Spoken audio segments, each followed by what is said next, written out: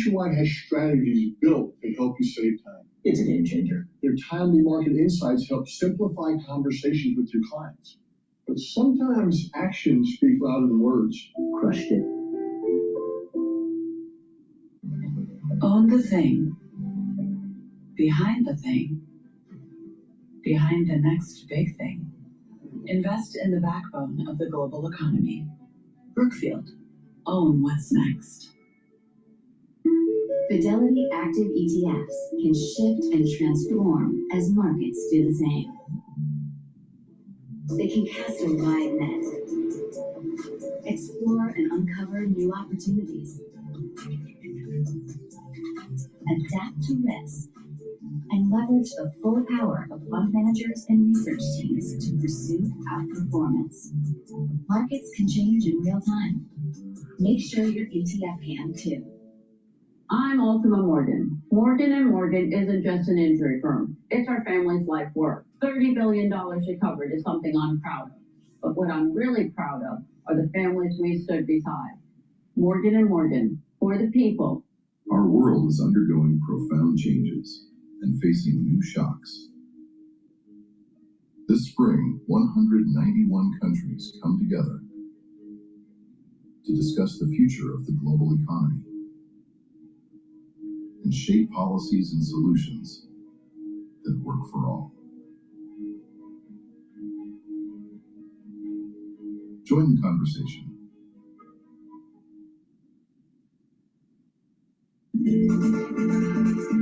This spring, Bloomberg House arrives in Miami, set against one of the world's most electrifying sporting stages, where business, investment, and culture converge, and where the future of sports, media, and technology comes into focus. Experience Bloomberg journalism come to life, powered by real-time data and the conversations shaping what's next. Bloomberg House Miami, April 29th and 30th. Connect with context.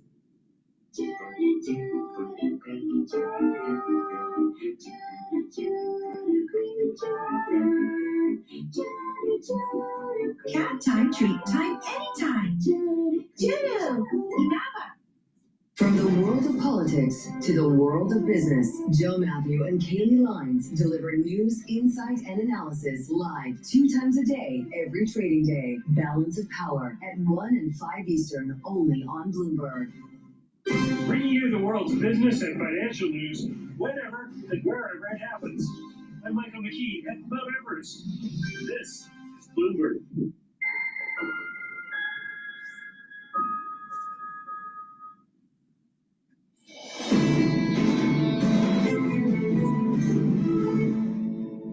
For every 1 day of service disruption, it takes about 3 days to catch up. Now we're looking at about 4.5 months with respect to the Strait of Hormuz to get all these ships, container, tanker, bulk, back into normal rotations. Once the strait is open, there's a lot of work to do in this supply chain. Real physical disruption, this market's looking through it. That was the Port of Los Angeles Executive Director, Gene Soroka. This market, the gains continue. Up 0.25% on the S&P 500. The run continues on the NASDAQ. 9-day winning streak on the NASDAQ 100, the longest since September 25.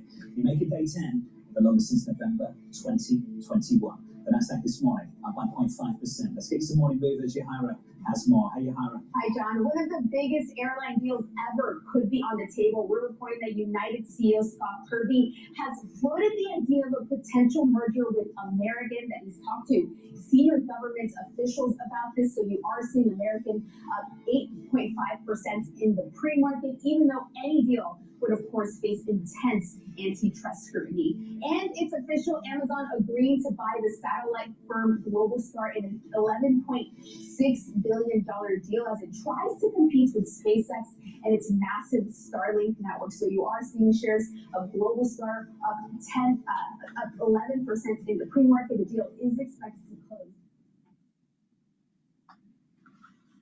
Hello, my name is DrPaulCottrell, and we are live streaming on Rumble, YouTube, and my website, the-studio-reykjavik.com. Thank you for joining. We're also simulcasting on X Spaces. If you want the mic, just ask for the mic. Type in your questions if you have any questions. This is a live stream of the markets for the morning session. I greatly appreciate if you help support the work that I do by donating on my website, the-studio-reykjavik.com. All of these videos are for free. I have thousands of videos covering the news and how to improve your health and how to manage the tumultuous times in the financial market. So please help support the work. You can donate through Stripe, PayPal, or buy me a coffee. I have lots of products on my store. You can also purchase great supplements. I have ebooks and course material on immunology and pulmonology. So if you would, please share the links, ask your social media to follow me. You can follow me on many different types of modalities. You can follow me on YouTube, Brighteon, Bitchute, and Rumble. You can follow me also on TikTok, Substack, Patreon, X, and GETTR. So please share the links, subscribe, and help support the work that I do. All right, so CPI, which was a couple trading set, what was yesterday, I think. No, was it Friday? I think it was Friday. Might have been Friday. But CPI data that came out was a little bit hotter than expected. But PPI data that came out today was a little bit lower. So it's interesting how consumer prices are a little bit higher, but producer price index is a little bit lower than expected. So basically, inflationary pressures are going down at the manufacturing level, the producer level, but inflationary pressures are still there for the consumer level. Now, what is interesting is that when you take out energy for the consumer, for CPI, actually there's a slight drop, about 0.1% for core CPI. So you're taking out energy, you're taking out food. So there is a little bit of a stress because of energy costs are higher for the consumer. It doesn't seem to be affecting the producer yet, which I find is an interesting dynamic. Please go to my store, the-studio-reykjavik.com, and get the Boomer Boost. Boomer Boost has 68 nutrients. It's going to help to target multiple systems. You're going to be able to target your musculature, your cardiovascular health, your brain function, bring up your energy levels, rev up your metabolism, help with your immune system and your endocrine system. This is a great supplement to help slow down the aging process. Take it every day. It's a month's supply. It's really important to take. If you have chronic headaches, you'll notice that your headaches are diminished in terms of frequency and in terms of magnitude. So you get a lot of benefits from taking the Boomer Boost. And over time, what's going to happen is that your whole body is going into homeostasis. Your whole body is getting healthier. You're going to have more energy. You're going to have more vitality, and you're going to be aging slower. So please go to my store, the-studio-reykjavik.com. This is really important to take every day. It has a very comprehensive compound profile here. It's a powder. You mix it with soft foods, filtered water, a smoothie, or even with milk. I mix it with hummus, but you can mix it also with, let's say, applesauce or yogurt. It's a great way to get healthy. And it's relatively inexpensive as a supplement to take every day. So please go to my store, the-studio-reykjavik.com, and get the Boomer Boost. Make sure you use discount 5. I want you to save some money. You know, CPI is higher, you know, so you need to save money, right? So that was a joke. So please go to my store, use discount 5. It's all caps, discount 5, number 5. Click the link in the description to get to my website, the-studio-reykjavik.com.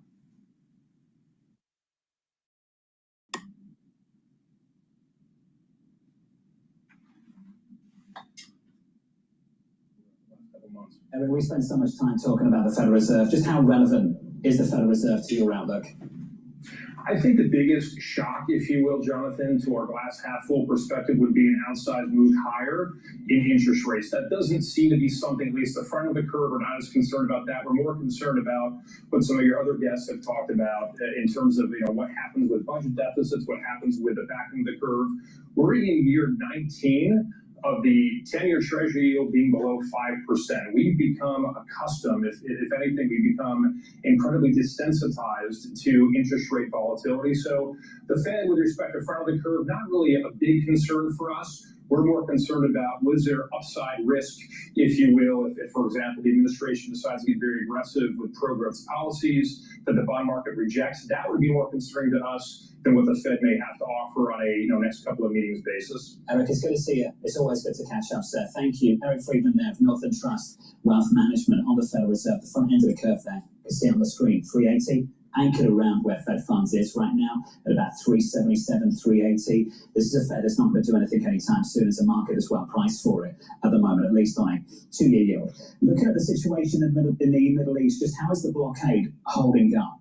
Is it being tested? We were tracking one particular ship. What's the latest? Yeah, this was a U.S. sanctioned tanker linked to China, and it seems that it has made a U-turn. So everyone was talking about the fact that this is going to be a huge test of the blockade. Does the blockade allow this sanctioned Chinese vessel through? And it looks like it's a no. And it U-turned, so not being able to make that journey out of the strait.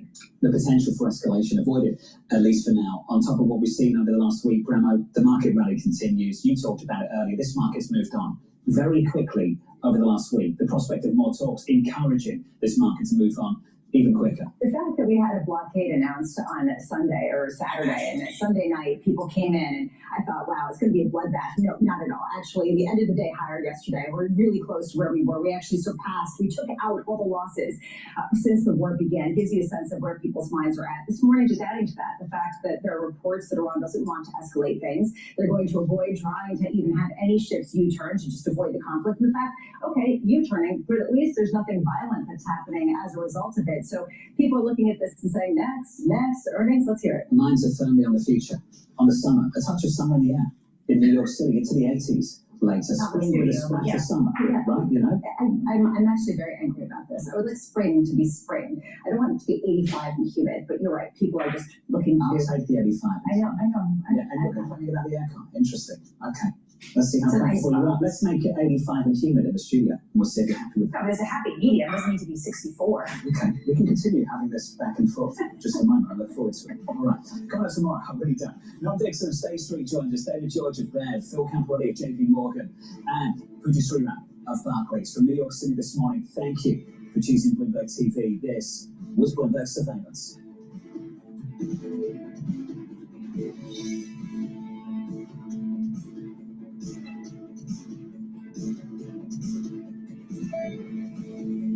Nationwide.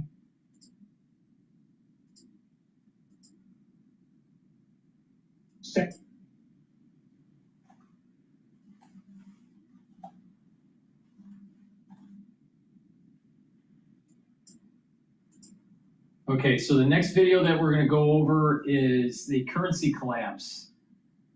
This adds a new economic pressure on Iran, says ex-energy secretary.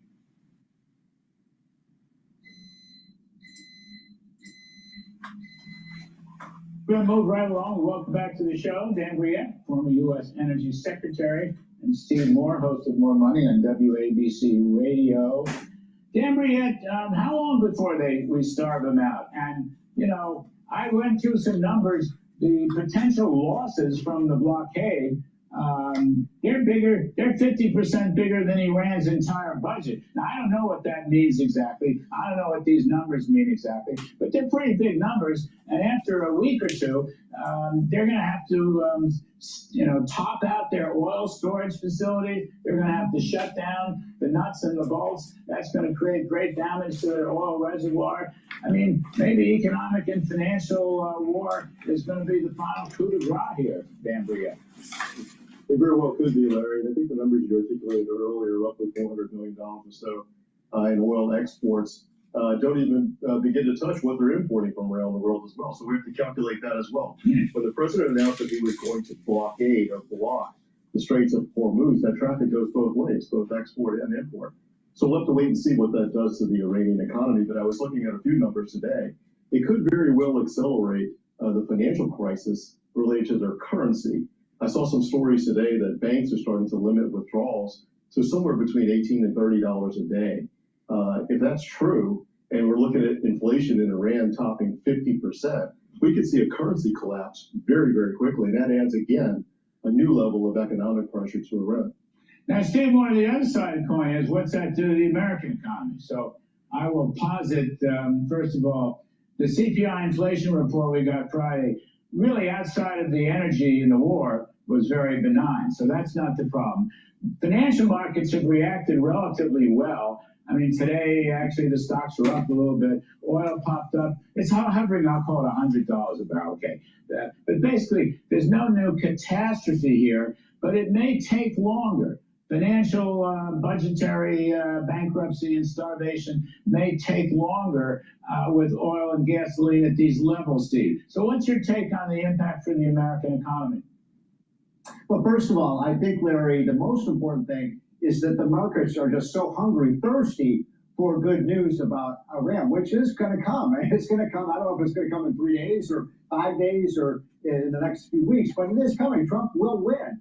And when he does, you're going to see an explosion. You're going to see the most joyous rally you ever saw in the market when that day comes. And again, whether it's 2 days, 5 days, 10 days, 15 days, I don't know, but it will come. As we are live streaming, the futures market for the S&P 500 is at 6,938.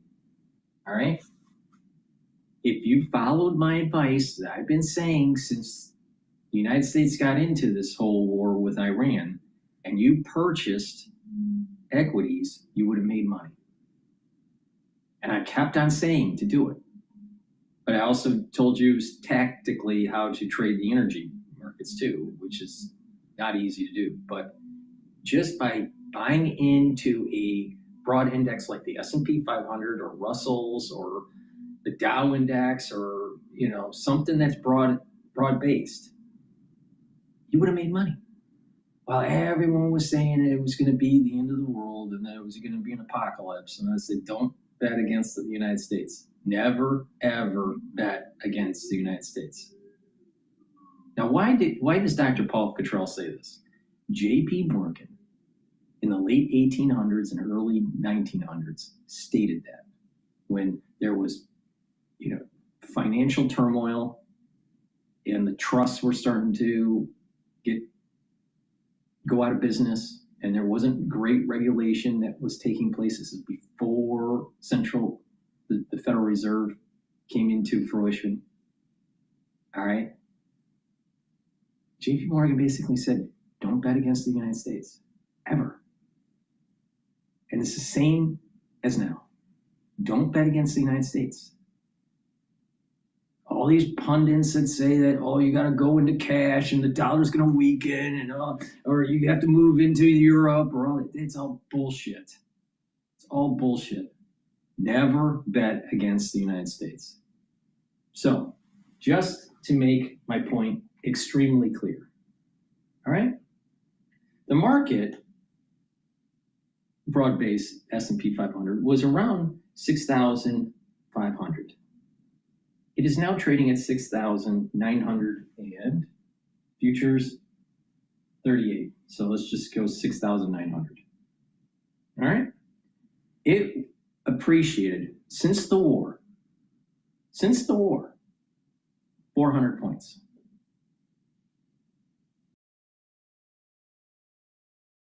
That's a 6% return in 5 weeks of your new deployed capital. All right? Just pay attention to me, you'll make money. If you pay attention to me, you'll slow down the aging process and be healthy. It's that simple. That's all you got to do. You don't even have to think. All you got to do is just listen.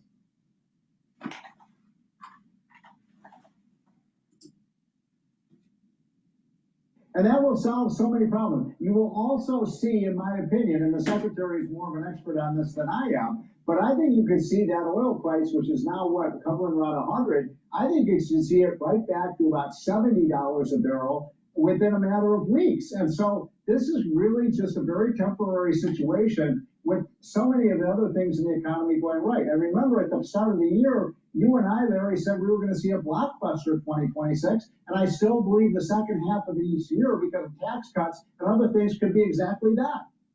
Danbury, I don't want to be too optimistic or too pessimistic, because I think longer term, Steve Moore is going to be exactly right. But it just strikes me that this thing could last longer. And I think President Trump has said as much, talking about his economic advisors during his interview with Maria Bartiromo. I don't know if we have any of that tape or not. But the fact is, it may take longer. And this will not come as easily. And I think you kind of have to be, as Mr. Trump was over the weekend, you really have to be honest with the American people, don't you? No, you do. And I think the president has been. Look, I think there is a plan. It will come to an end. I do think the president understands that, what's happening here is that, you don't have equivalent risk, I should say. We have spent a lot on this war. Americans have paid a high tax. We're paying more per gallon in refined gasoline and diesel today than we did just 2 months ago. We have spent an enormous amount of money on the national defense. We have sailors, we have Marines on the ground there. Those are very high stakes. You don't cash those in at half price. The president will finish this job. He has said he would, and I believe that he will. And I think that is the right answer. The strait must be open. It will be open. And I think the best case outcome here is going to be that it's open under American control. And when that happens, to Steve's point, oil will drop. It will come down back to where it was, perhaps even lower. I could see prices somewhere around $55 or $60 a barrel. And we'll start to see refined products follow that. And importantly, Larry, just another point, all the petrochemical products and the fertilizer products and everything else that's dependent upon this one strait, those prices begin to come down as well. Steve Moore, before we let you go, there's a priceless clip today of Mr. Trump ordering some DoorDash food. I want to play the clip and then get your take on it. This is a wonderful moment. Well, I want to thank you for the no tax on tips. It has helped my family out immensely, and I definitely appreciate it. Well, there's someone that understands what tax-free tips. There's a lady's been working for DoorDash. She went right to the Oval Office to make delivery. Mr. Trump is his usual gracious self, Steve Moore. At least somebody's helped selling the Republican tax cut plan. Well, listen, I think people are overjoyed about what's happening. This is tax season. A lot of people wait till the last minute to fill out their taxes, and they're starting to see the incredible effects of Trump's beautiful bill in terms of, less tax on their overtime, less tax on the Social Security, less tax on tips. And that is both a supply side and a demand side incentive for the economy to grow faster.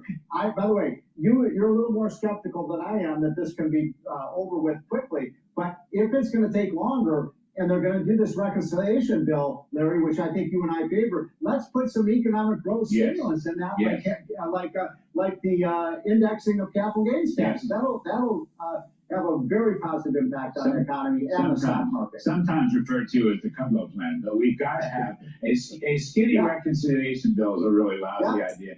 Anyway, that was a great ad for tax-free tips and tax cuts, a good ad. And Mr. Trump is very gracious. Dan Briette, thank you so much. Steve Moore, appreciate it. Let me show you something that makes me furious every time I see it. This is a real tax return from someone making $284,972 per year in a W-2 income. Take a look at this. Line 16, the federal tax alone is $85,231. Now you add in state tax, and the total tax burden jumps up to $114,000. That's All right, this is General Keane. The U.S. is now imposing a blockade on Iran's blockade, so how does that work? And will it be effective also? What does this mean for the ceasefire and potential peace talks? Here to break it all down, Fox News strategic analyst General Jack Keane is with us. General, great to have you. We know that the Iranians have mined the Strait of Hormuz. We know that we have minesweepers there. We know that the president has a main purpose, and that is to prevent the Iranians from selling any oil, to pretty much bankrupt them.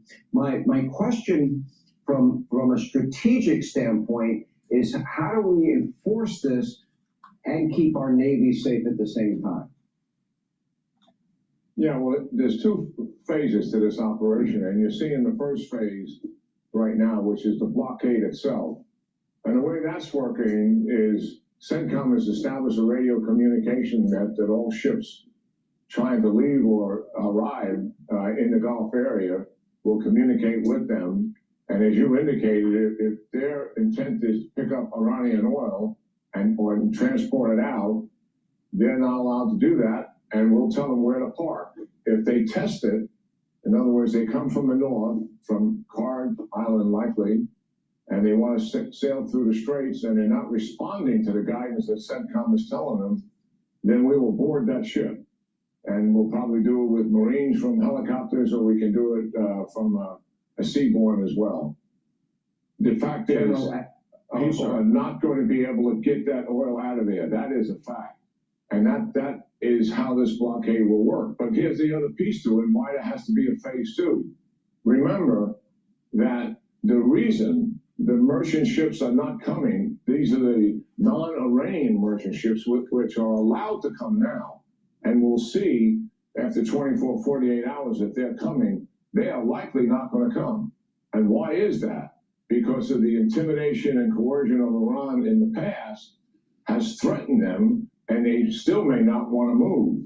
And so the second phase of this operation, and the president has given a warning order to Admiral Cooper to do just what I'm about to say, and that is, one, clear the Straits of Hormuz, and you saw a couple of ships doing that over the weekend, and you mentioned it in the introduction, to get the mines that may be in that area out, and we have underwater drones trying to identify some of these mines that the Iranians planted that are not tied to anything, they lost control of them.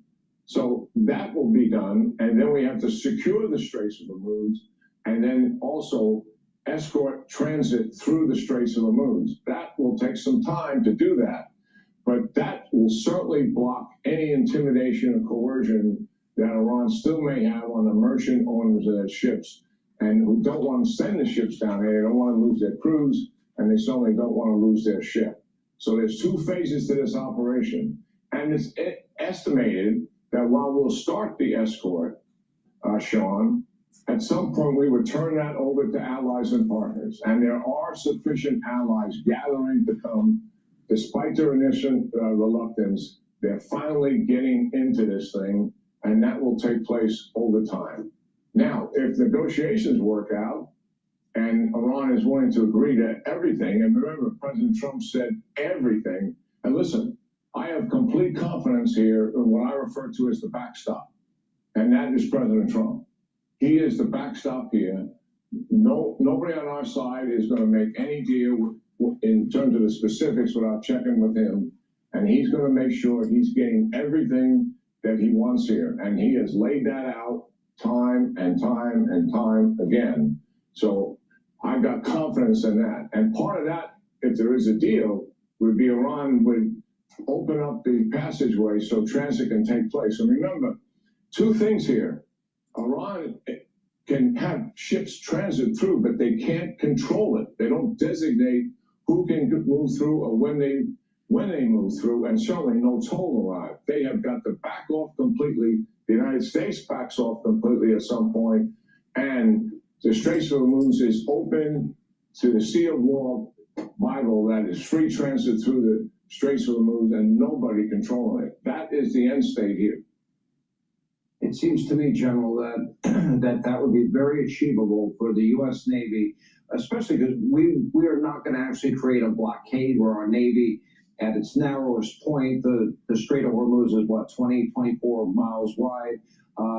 That would make our ships probably a fairly easy target. We would not give them that, quote, moral victory that they would have in their eyes. It's going to be at whatever point we decide. We would board any ship that picked up any oil from the Iranians, Iranian oil, probably Cargill, and I think you're probably correct about that. So the blockade is going to be very different than putting the U.S. Navy in harm's way in any way. Now let's go to the other issue that has been the major sticking point, and that is the 460 kilograms of enriched uranium. I've gotten mixed messages from people that are very smart. Some say that we have eyes on it at all times. There's no need to go in there and extract it if they don't hand it over. We can entomb it even further to make it that much more difficult for them to ever get near it. What are your thoughts? And I know for the president, I know that he has said weeks, not months, that this conflict will come to an end. Do you see that still being achievable, even if the blockade stays in effect? Oh, it's very achievable, and it's something that has to be achieved. It's not achieved by negotiation.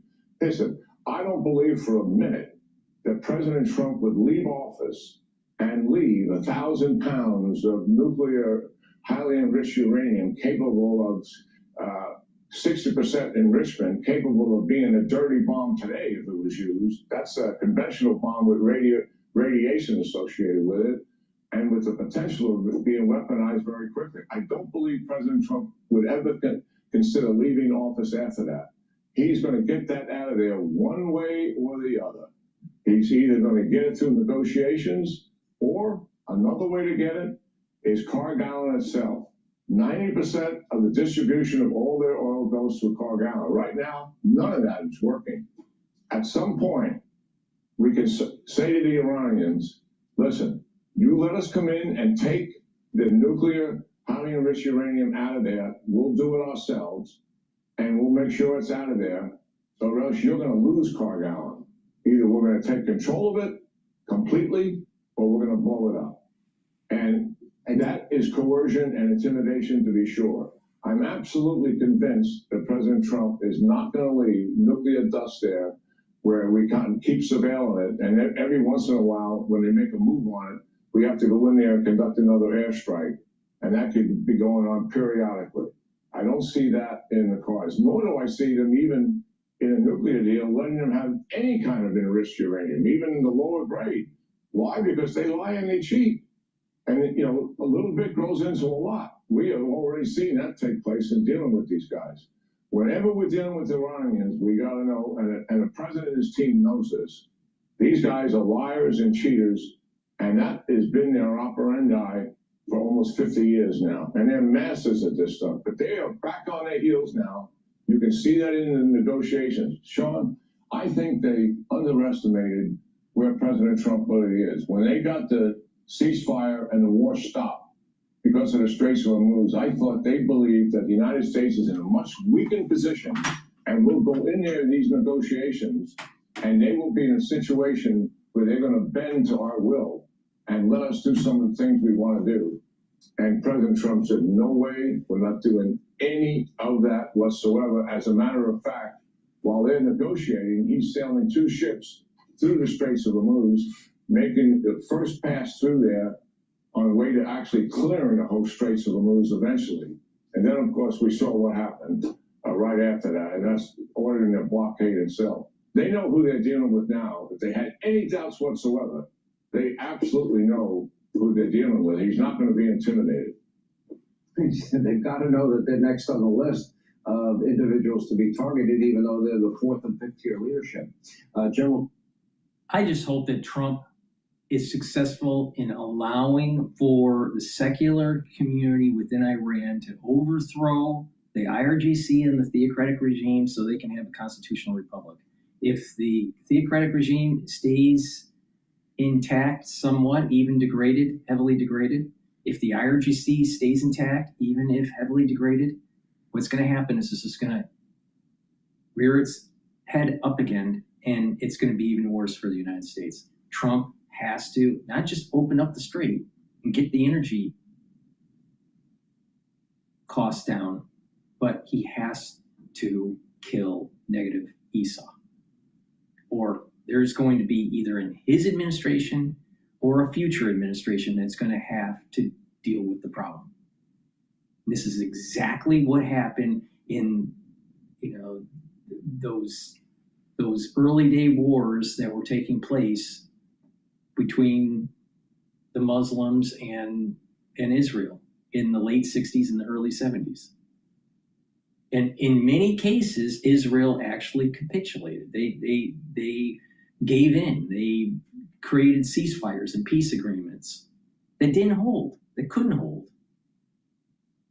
So, independent on what spectrum you lie on in terms of who's at fault in the Middle East, I don't really care. The bottom line is this: It has been written down for thousands of years that negative Esau has to die. If negative Esau doesn't die, what happens is that there's world calamity. So I think we're at a crossroad here. We either kill negative Esau or we end up having problems later down the road. And we will not have a president like Trump again in our lifetime. We're going to have a weaker president, not a stronger president. So if Trump doesn't do it, then we're going to have problems down the road. Please go to my store, the-studio-reykjavik.com, and get the heirloom barley. Heirloom barley will help to detoxify your body, bring down inflammation, and soak up free radicals. This will help with your immune system, your endocrine system, help with your cardiovascular system, help with recovering after a workout, help with your joint health, because by bringing down inflammation, you're improving your joints, because chronic inflammation at the joint level will actually erode the cartilage. You don't want that. Bringing down inflammation and soaking up free radicals at the brain level is going to help improve your brain function. A lot of people don't realize chronic inflammation at the brain is going to cause problems with the blood vessels within the brain. It'll cause problems with folding proteins, so you'll have more misfolded proteins in amyloidosis, you'll have more plaque buildup, and early onset of dementia. You don't want that. Trust me, my father died from dementia. It sucks. It totally fucking sucks. All right? So you don't want to die from dementia. It's a bad death. All right? So please go to my store, the-studio-reykjavik.com. Get the heirloom barley. Keep that inflammation down. And the earlier you do this and the longer you do it, the better your body will be, the healthier you will be. Another great product that I have is C60. You can get it in extra virgin olive oil, avocado oil, and MCT coconut oil. You can get it in a 2 ounce, a 4 ounce, or an 8 ounce configuration. It is cheaper per ounce at the higher ounce configuration, so you can save some money. But take a teaspoon a day. I've been doing this protocol for 10 years. I started taking C60 in 2016. Teaspoon a day, every day. All right, and what this will do is soak up free radicals. It's 1,000 times stronger than vitamin C.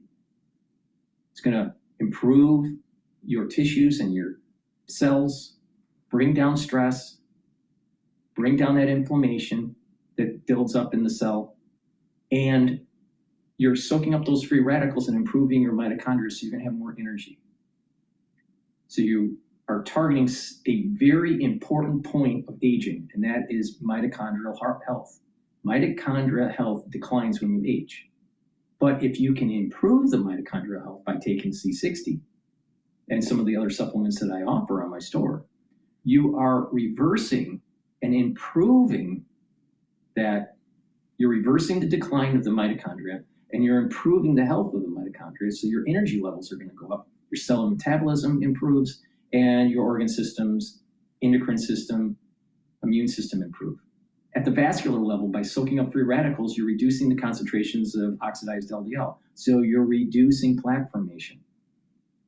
So your cardiovascular health improves. You get better blood flow to your brain. You're bringing healthier mitochondria within the neuron. So you have more neurotransmitters, more energy. You'll have better neural connections. Your brain function will improve. So you get a lot of benefits from taking C60. And you can stack it with the heirloom barley or the Boomer Boost. It's a great stack. And C60 helps with the basal layer for your skin, so you look younger. And this stacks well with the resveratrol for the basal layer. Now, also, heirloom barley can be stacked with the Boomer Boost. That you'll get added benefits of controlling your A1C levels, especially if you do some resistance training. So I just gave you great ways to slow down the aging process and get healthy. So please go to my store, get the heirloom barley and the C60. Make sure you use discount 5 and you get $5 off any order. Go to my store, the-studio-reykjavik.com. All right? You follow my advice, you will slow down the aging process and get healthy. And therefore, you will not need pharmacopoeia. You will not need to rely so much on standardized modern medicine, all right? You will, over time, actually have less healthcare costs in your geriatric years when you improve your health. It's a holistic approach. Proper diet, proper exercise, stay away from processed foods, stay away from sugary foods, drink filtered water, learn new things, try to get into parasympathetic mode through spirituality or through some sort of mindfulness. It's really important to do the resistance training and the cardio, but more resistance training. You want more, about 65% of your workout should be resistance training, not super heavy weights. All right, that's bad for you. Lifting super heavy, it will cause damage. But doing resistance training and about 35% doing the cardio, make sure you do balancing and stretching exercises. When you take this holistic approach, everything's aligning just perfectly for you to slow down the aging process. Now, if you don't want to pay attention to me, you will have to rely on allopathic medicine. If you pay attention to me, you will save money in the long run. If you pay attention to me with the markets, you would have made money instead of listening to a bunch of people that are fearful. What is the key lesson here? The key lesson is when you look in the mirror, your situation, either health-wise or in terms of financial situation, is 100% on you and what you decide to do. It's not someone else's fault. You take ownership, you take extreme ownership of it, of your situation, and move forward.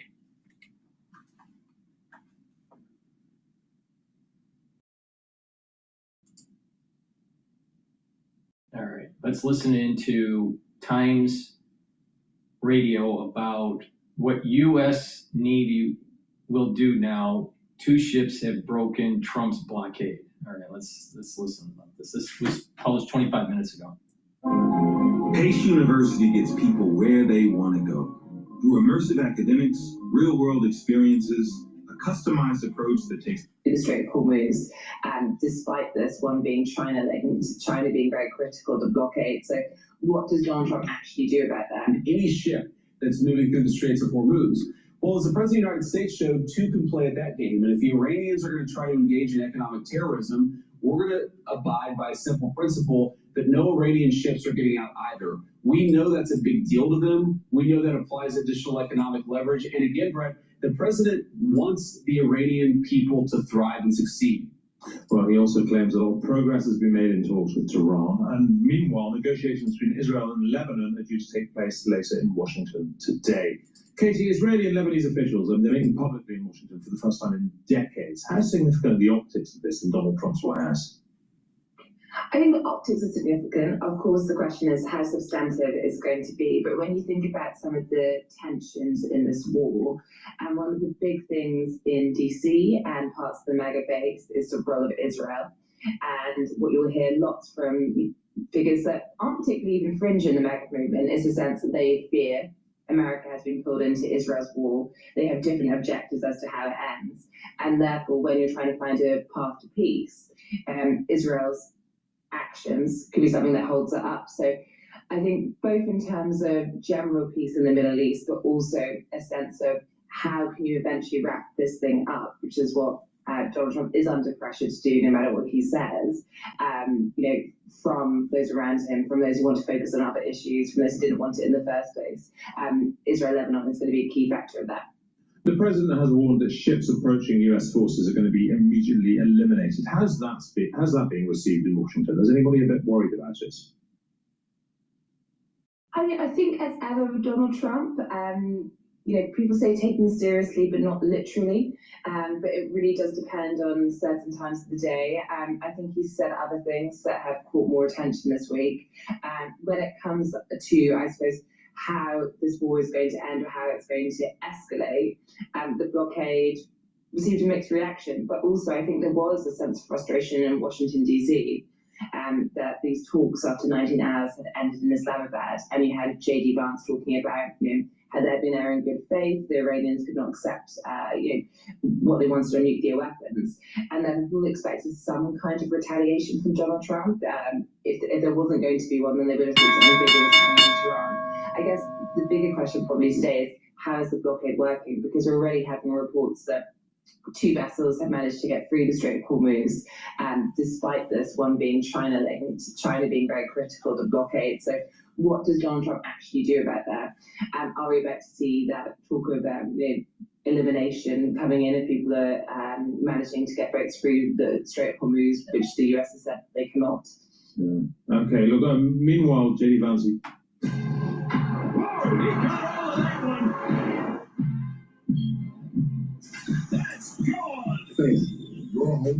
Okay, look, meanwhile, JD Vance has also been joining in on Donald Trump's argument with the Pope. He's saying the Vatican should stick to matters of morality. Does he feel a war is not a matter of morality? You probably have to ask him. All right, I'm going to pause Times Radio at this moment. The markets are open. The S&P 500 is trading at 6,906. Again, if you paid attention to me 5 weeks ago, you would have made 6% today. Okay? All right? Today, you would have made 6% if you paid attention to me 5 weeks ago. So, VIX is trading at 18.24. Euro USD is trading at 117. Japanese yen is trading at 158.84. So currency markets are stable.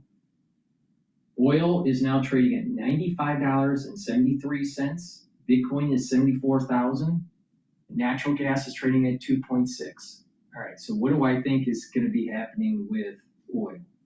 I think that there is more down pressure because of the blockade and Trump putting pressure on Iran, and Iran hasn't retaliated. As long as that continues, then we're going to be in this 95, maybe even go all the way down to 94 range. But any retaliation from Iran or the United States having to use kinetic force with the blockade or to attack certain positions or certain installations within Iran, oil will go up, right? But it would probably be fleeting. It'll probably go up and then come back down. So it's very possible that we have a trading range at around 95 to about 100, all right? But there's more down pressure than for it to appreciate. So it's relatively stable. It's been hovering at around 95 to about 98. So there's probably a trading range, potentially, depending on what happens in the news, anywhere from 94 to 100 with WTI. Now, natural gas is up today, and the intraday low was 2.575. We're getting into the summer season. Normally, natural gas is lower. So I suspect that will continue to fall. All right. So it might be advisable to maybe think about shorting natural gas right now. But if something bad happens in the Middle East, natural gas will go up more. And typically, natural gas and oil has a tendency at times throughout the year to be inversely related. So you have oil going down today, you have natural gas going up. So that seems to be the modus operandi, seems to hold. Okay, with that, let's continue. Oh, I want to mention what my year-end target is. I've been saying this for a long time, 7,400 to 7,800 for year-end target for the S&P 500. It's probably closer to 7,800. Now, the next support level for the S&P 500 is the 6,600 support level. So if things get bad in the Middle East, there should be a support level at 6,600. Now, there's going to be a resistance level that we're going to be testing. That's at 7,000. Right now, it's trading at 6,908. And the futures, which is always a little bit higher than the actual cash market, that's trading at 6,945. So we will be testing it. in a few days, as long as we get good news in the Middle East. But we will be testing it, and I suspect it will bounce off of that a little bit. It'll come down and then retest, bounce around, and then if everything's positive in the Middle East, it's going to surge past 7,000. Okay, with that, let's continue on with Times News. Matters morality. Well, of course, a war is a moral matter, but I think there's more than one person, or more than two people in Donald Trump and J.D. Vance who have questioned, in the past, the role of, religious figures getting involved in political situations. Now, the Pope, I think, is going to have an opinion on war. It clearly has a moral factor to it, but it's also something where politicians make decisions. So I think that's just an area where we know that Donald Trump has for a long time not taken too kindly to this Pope. We know that there is a sense in MAGA that they have got an American Pope, but one that is critical to them, and that has not landed well. But I think what I find quite interesting in America, actually in the past couple of weeks, I was in Texas, for example, looking at James Tallarico, who is a Democrat candidate, who's been picked to be the official Democrat candidate for the Senate race in Texas, and he talks a lot about faith in God. And his church, which I went to, is a lot more about kind of how MAGA is not true to God and what he would want. And we are, I think, having the debate about, the intersection between politics and faith is becoming, I think, more and more prominent here in the US, but the left also getting involved. Moving on, Katie, let's turn to our Trumpian moment of the week. This incredible moment in the eye of history is truly one of the great honors of my life. What have you got for us, Katie? Well, you already mentioned the Pope, and Whoa. What's that? I just built a budgeting app in Base 44. Guys, maybe just built an app. Impossible. Now, my take on the Pope, my quick take on the Pope, all right? He's an American citizen, so he has the freedom of speech. If he wants to say something bad about Trump or his policies, it's his American God-given right. No pun intended. As a leader of the church, of the Catholic faith, Pope Leo needs to understand we have a concept called the separation between church and state, all right? So just keep that in mind. There is a reason why people moved away from Christianity, and it was the over-proselytizing that was taking place. So there are more people moving towards religion now because they want God, country, and family in their life.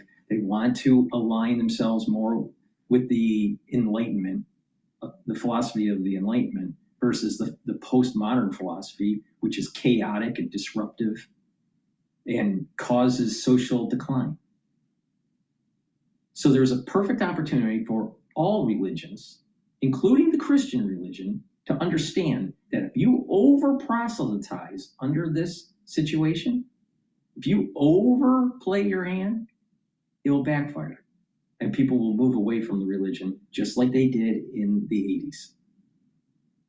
So people that are part of the clergy,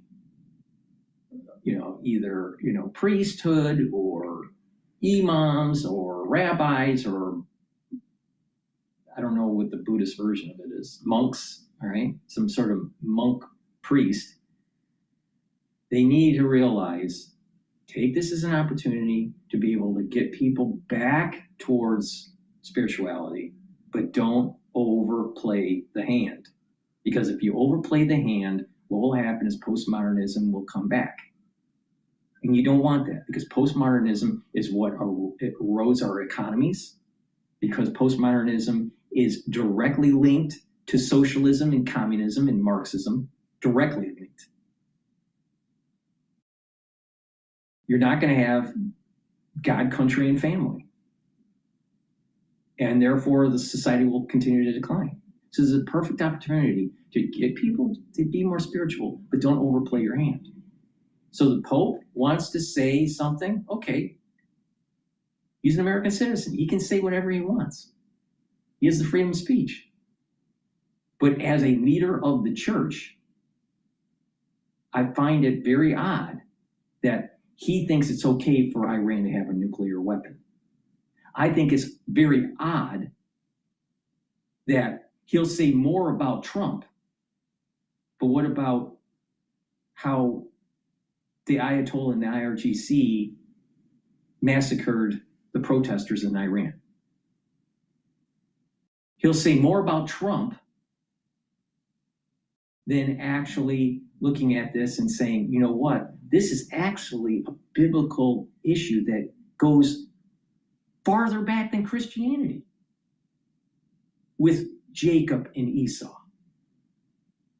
And the wisdom of the mother. I don't recall the name of the mother.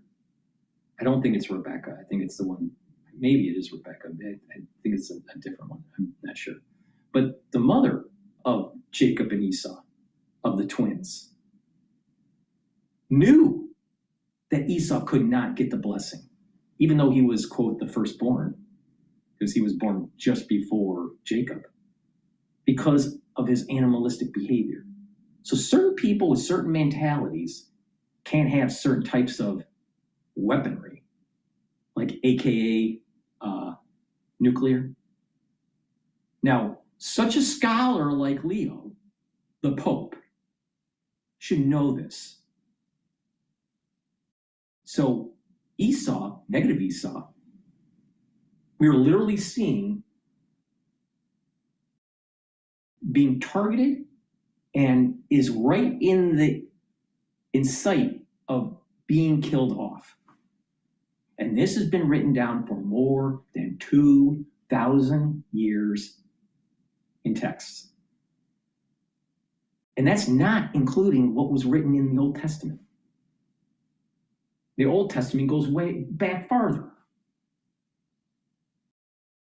So Leo, he knows better. He knows this. It's not like he doesn't know this. So, church and state separation in the United States. That is a pillar of our constitutional freedoms.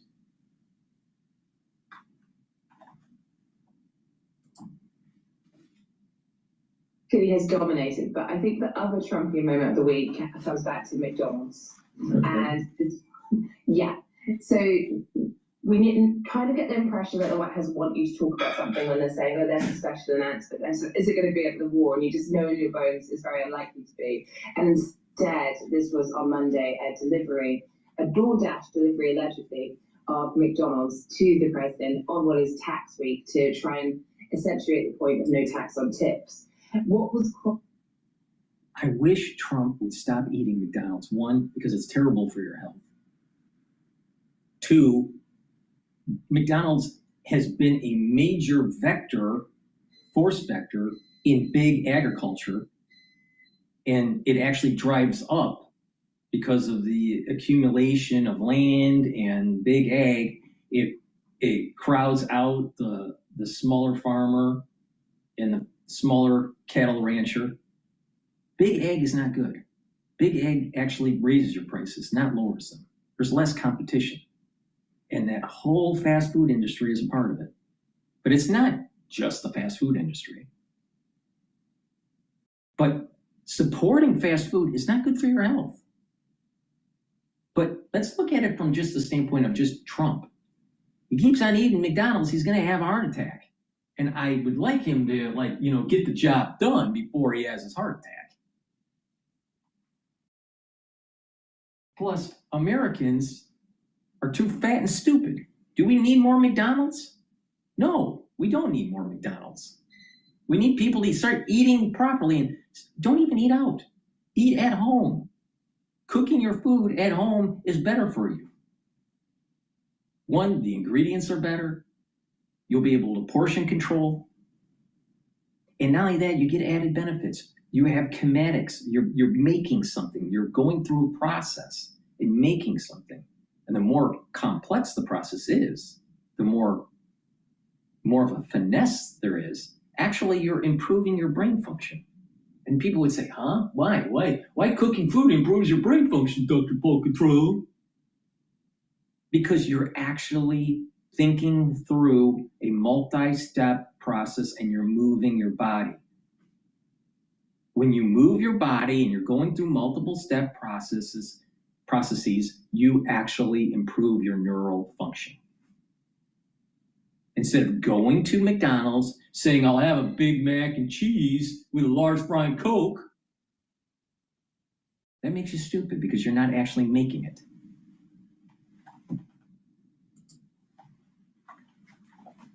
Entertaining about the spectacle was this was a grandmother who showed up in her DoorDash shop and then was talking, and then even Donald Trump could see that this isn't staged at all because, of course, if you were DoorDash or name any delivery, Deliveroo, Uber Eats, we can go through them all. If you were those, you wouldn't be able to just walk through White House security. So they clearly picked their desired DoorDash. There are now lots of things online about how this woman has also testified on how tax for tips has helped her in the past.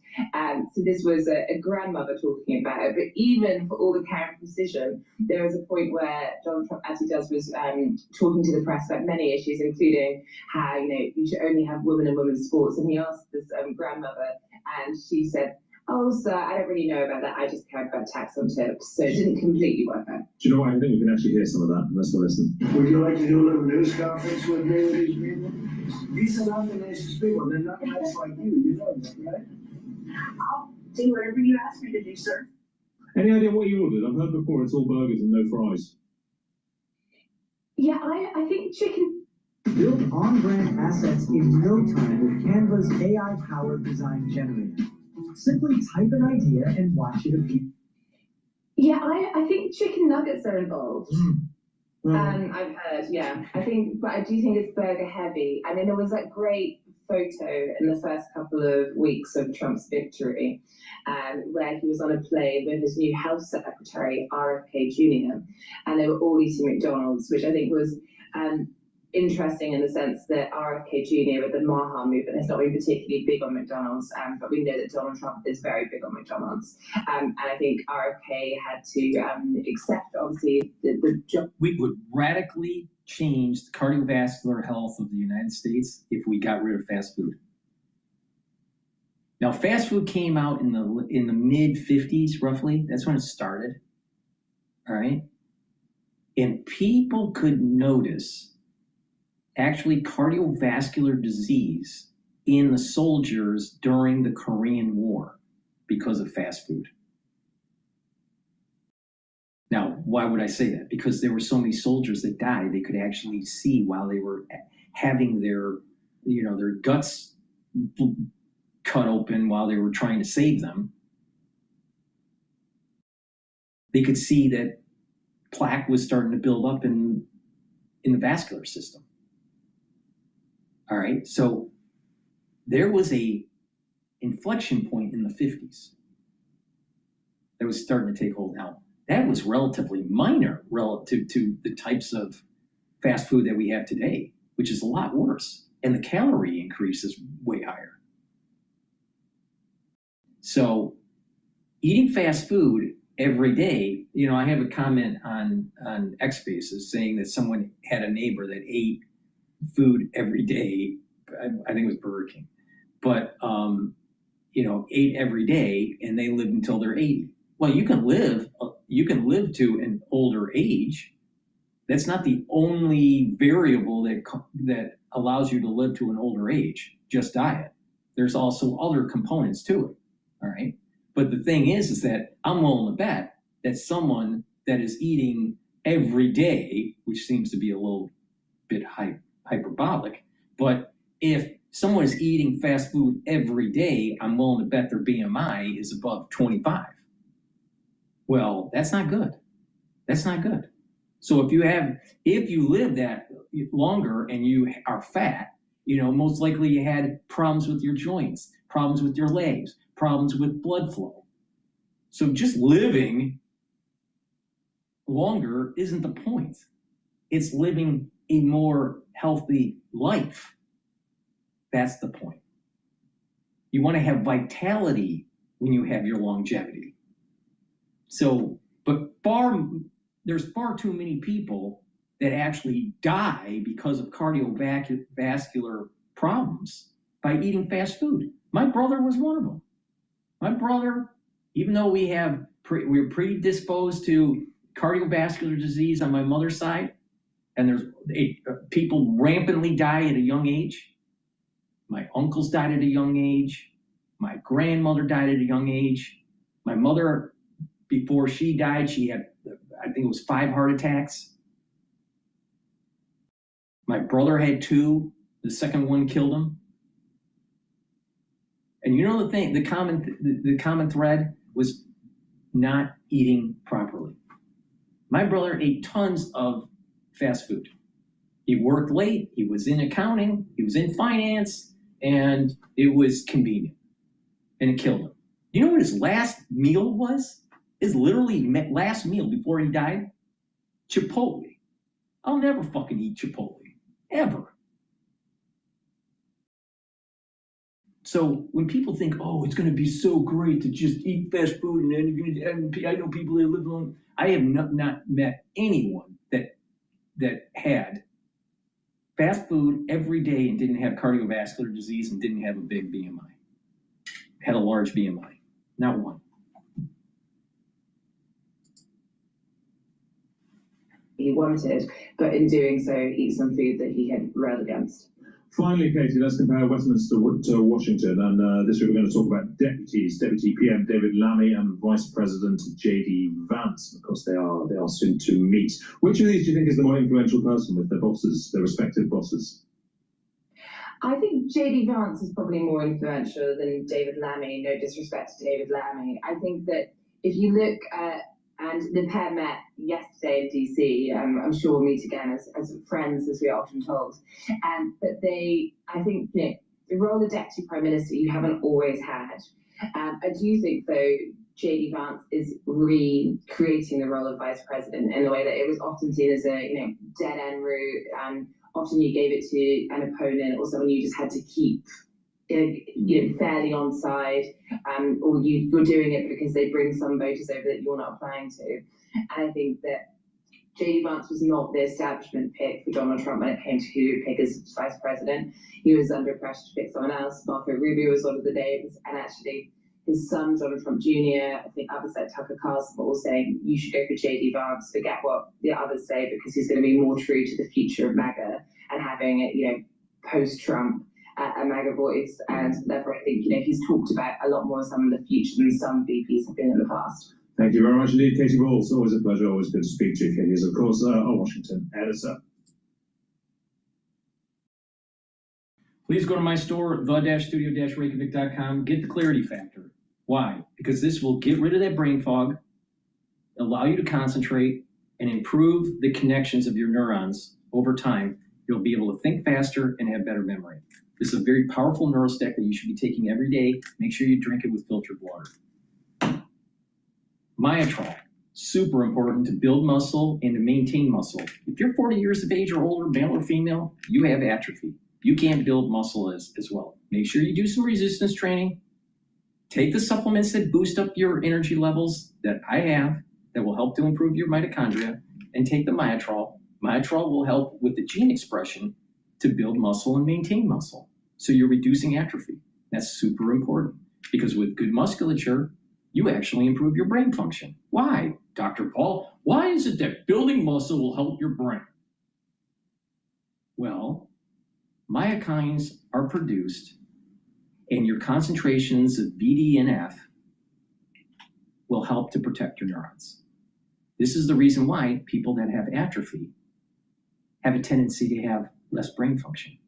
So please go to my store, the-studio-reykjavik.com. Get the Myotrol. It has polyphenols, flavonoids, and lignans to help with the gene expression to build muscle. If you're an athlete, younger or older, you will also benefit from this to build strength for your sport.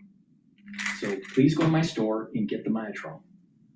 Omega-3, again, helps with cardiovascular health, brings down inflammation, and helps you to control your lipid profile, lowers LDL levels, and increases your HDL levels. By bringing down the concentration of your LDL, you have less plaque formation. By bringing down inflammation at the vascular level, you're reducing damage to the intima of the blood vessel. And when you have a better cardiovascular health, you have better perfusion to your brain. So please go to my store, the-studio-reykjavik.com. Make sure you take omega-3. I don't care what age you are. Get the omega-3 and take it. Ashwagandha root helps to control your cortisol levels and your blood glucose levels. That helps to bring down the inflammation. It helps to improve your immune system because chronic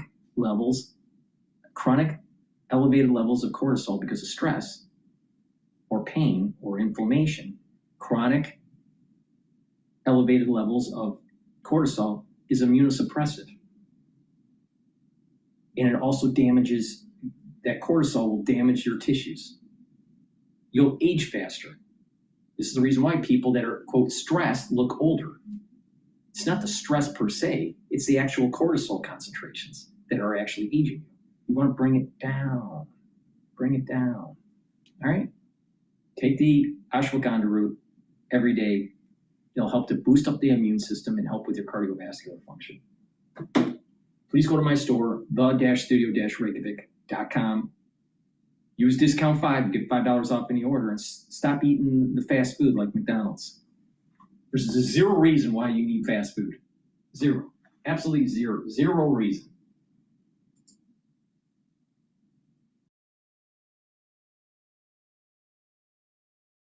All right, let's listen to Fox News here. Finance the old way. Finance the wrapped way.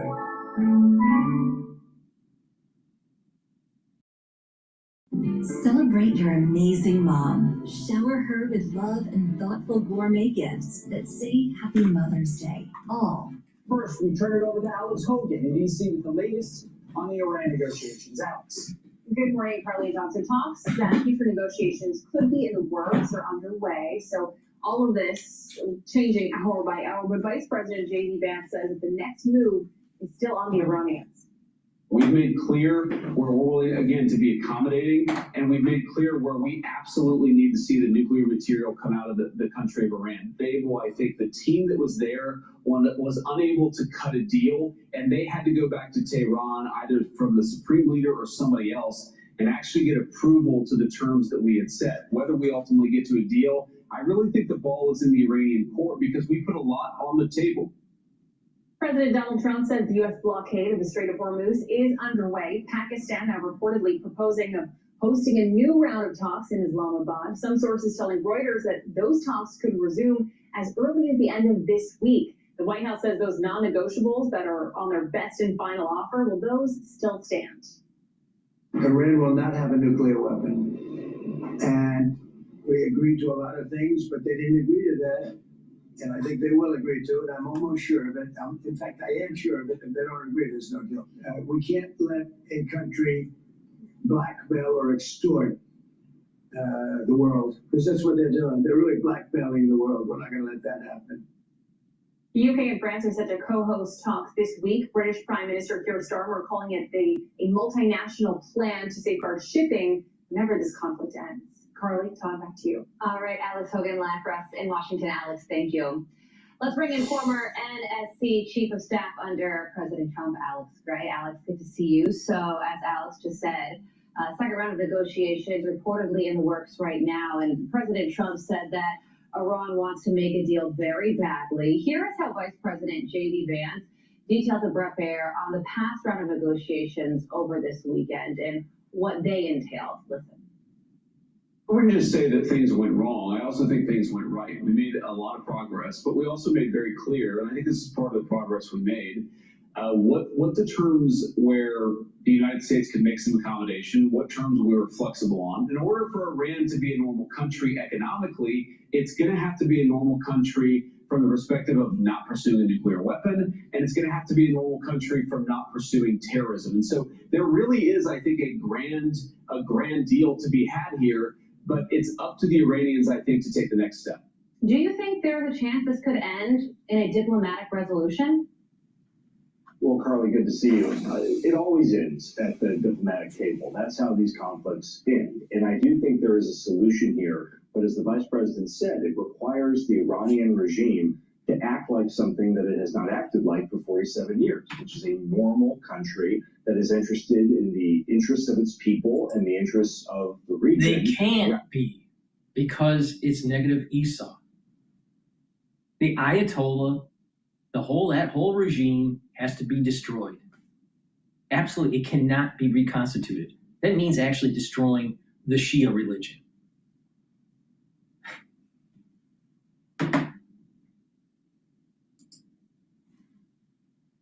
Than in a radical expansionist ideology. And that's what the United States is attempting to get the mullahs to behave like. And I think with enough just kicking the can out economic pressure, I do think the Vice President's absolutely right. We will hopefully settle this at the diplomatic table like all conflicts ultimately end. What did you think about the Vice President saying that part of the problem over the weekend was that the team of people that Iran sent to negotiate didn't have final say over being able to strike a deal or make a decision? Does raise some questions over who exactly is in charge. Well, I think that's been part of the problem, even getting a ceasefire. I think we have consistently seen as the Iranian leadership has been eliminated kind of one by one by Israel, particularly over the last couple of months. You have seen a difficult time with the command and control structure, even finding interlocutors who the United States is confident have the ability to follow through on the things they say they're going to do. And so this is absolutely a challenge.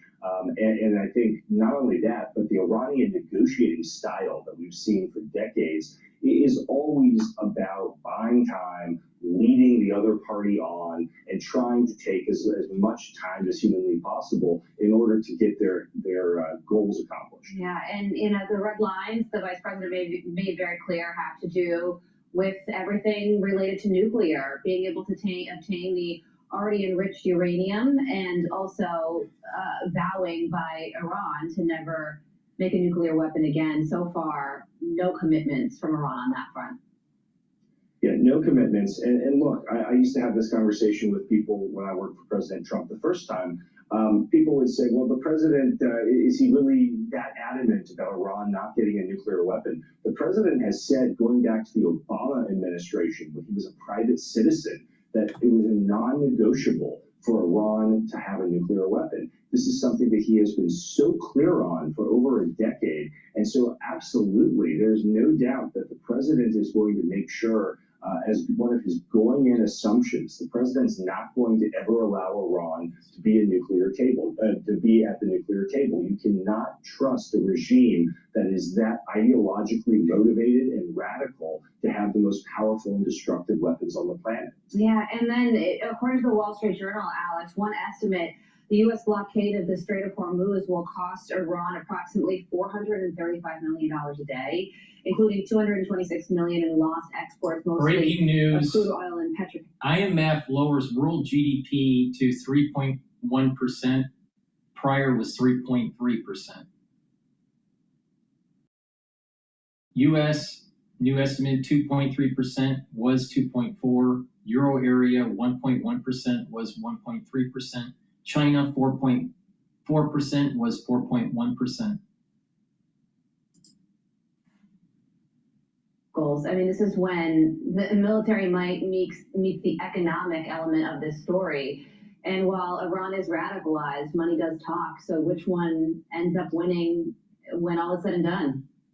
Well, I think we've already won on the military side. We've accomplished our operational objectives. Economically, you see estimates of up to $500 million a day in losses. And there's something else that people need to realize. The Iranians have a limited ability. If they don't start exporting their oil within about 2 weeks, they're going to see structural damage to their oil capacity because the oil is piling up and it's having a corrosive effect on the storage tanks that the oil is kept in. So in 13 to 14 days, if they can't start getting their oil out, you have a permanent decapitation of the Iranian oil industry, and that is going to be catastrophic economically for them. So for structural reasons, you're going to see economic pain delivered to the Iranians in about 2 weeks that I don't think they're going to be able to withstand.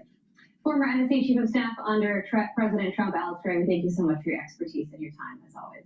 Be sure to like and subscribe for all the Fox News latest on YouTube and catch full shows streaming now on Fox One. Let's listen to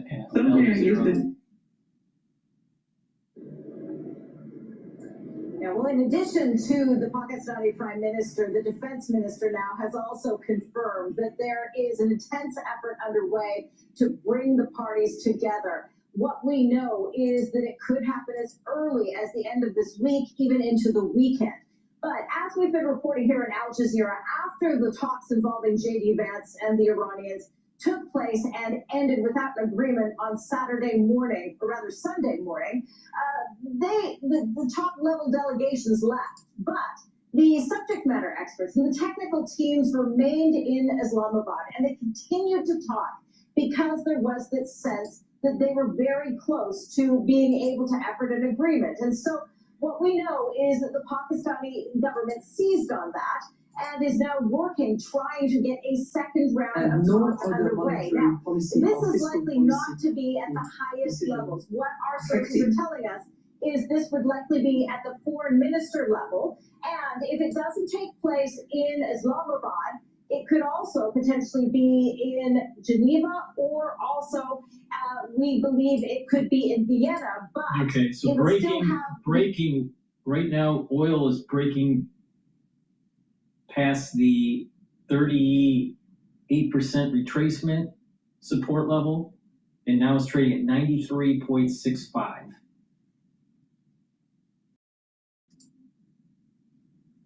So far, there is no sort of rough timeline on a date or what the talks could consist of. Still, there is planning in the works, and there is new urgency given the United States blockade of the Strait of Hormuz and the fear of escalation, wondering and questioning just how far the United States will go to enforce it and how Iran could react. Right, Kimberly, thanks very much for that update. That's Kimberly Halkett there from Islamabad.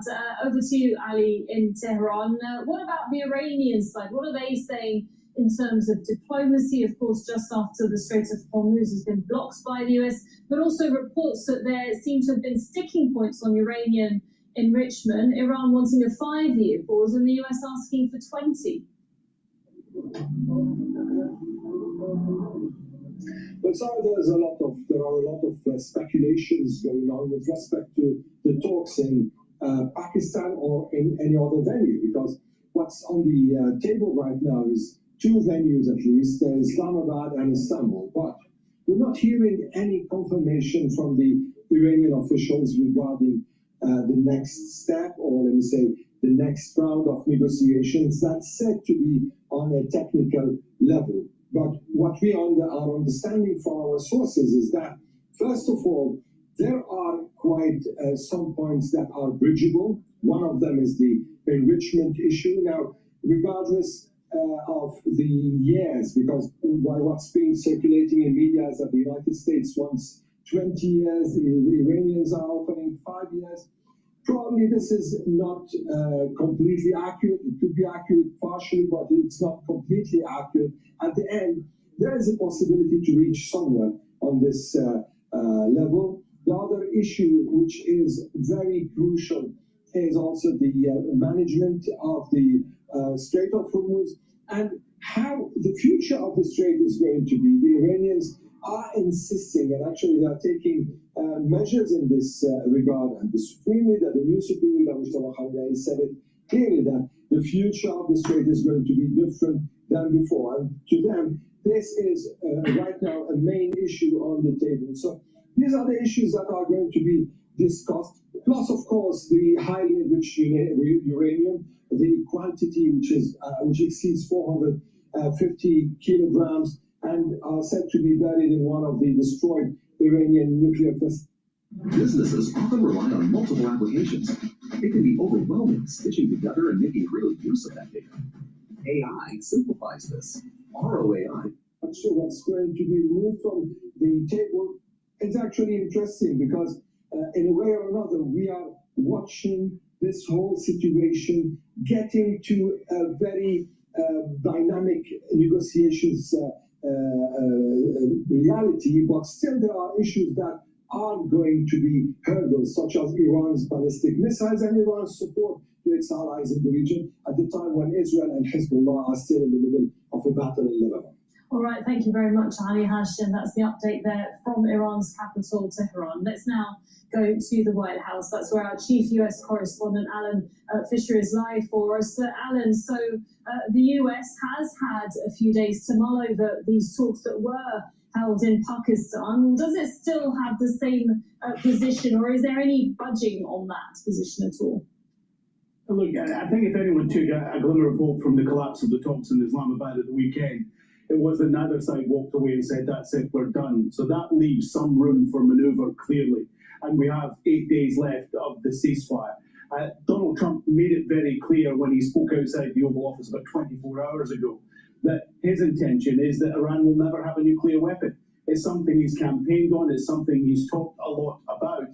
But what we're hearing from reports is that J.D. Vance offered to the Iranians that they wouldn't enrich uranium to nuclear weapon grade over the next 15 to 20 years. Now, we're told, and we've heard it in our own reporting, that the Iranians offered 5 years. Now, that's not acceptable. So maybe somewhere in the middle there. For the ones that are watching the telemetry version of the live stream, you'll notice that the future CL, that's the WTI crude future, it broke the 38% support level and is now trading at $92.21.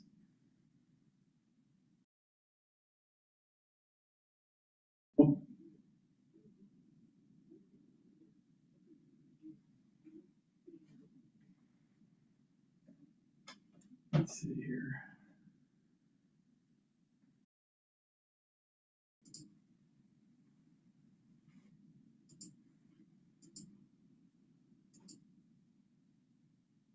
Years at a minimum.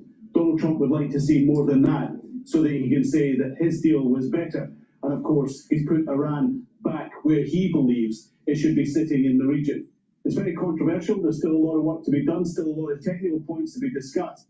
But it seems that things are moving towards another round of discussions, and that will give people some hope over the next 8 days. Yeah, certainly that seems to be the indication for now. Thank you very much, Alan Fisher, our chief US correspondent there in the White House. Qatar's Prime Minister Mohammed bin Abdulrahman Al Thani has urged Tehran to return to the negotiating table, and he made the comments during a call with Iran's foreign minister. A spokesman for Qatar's foreign ministry says the US and Iran need to reach a solution to open the Strait of Hormuz.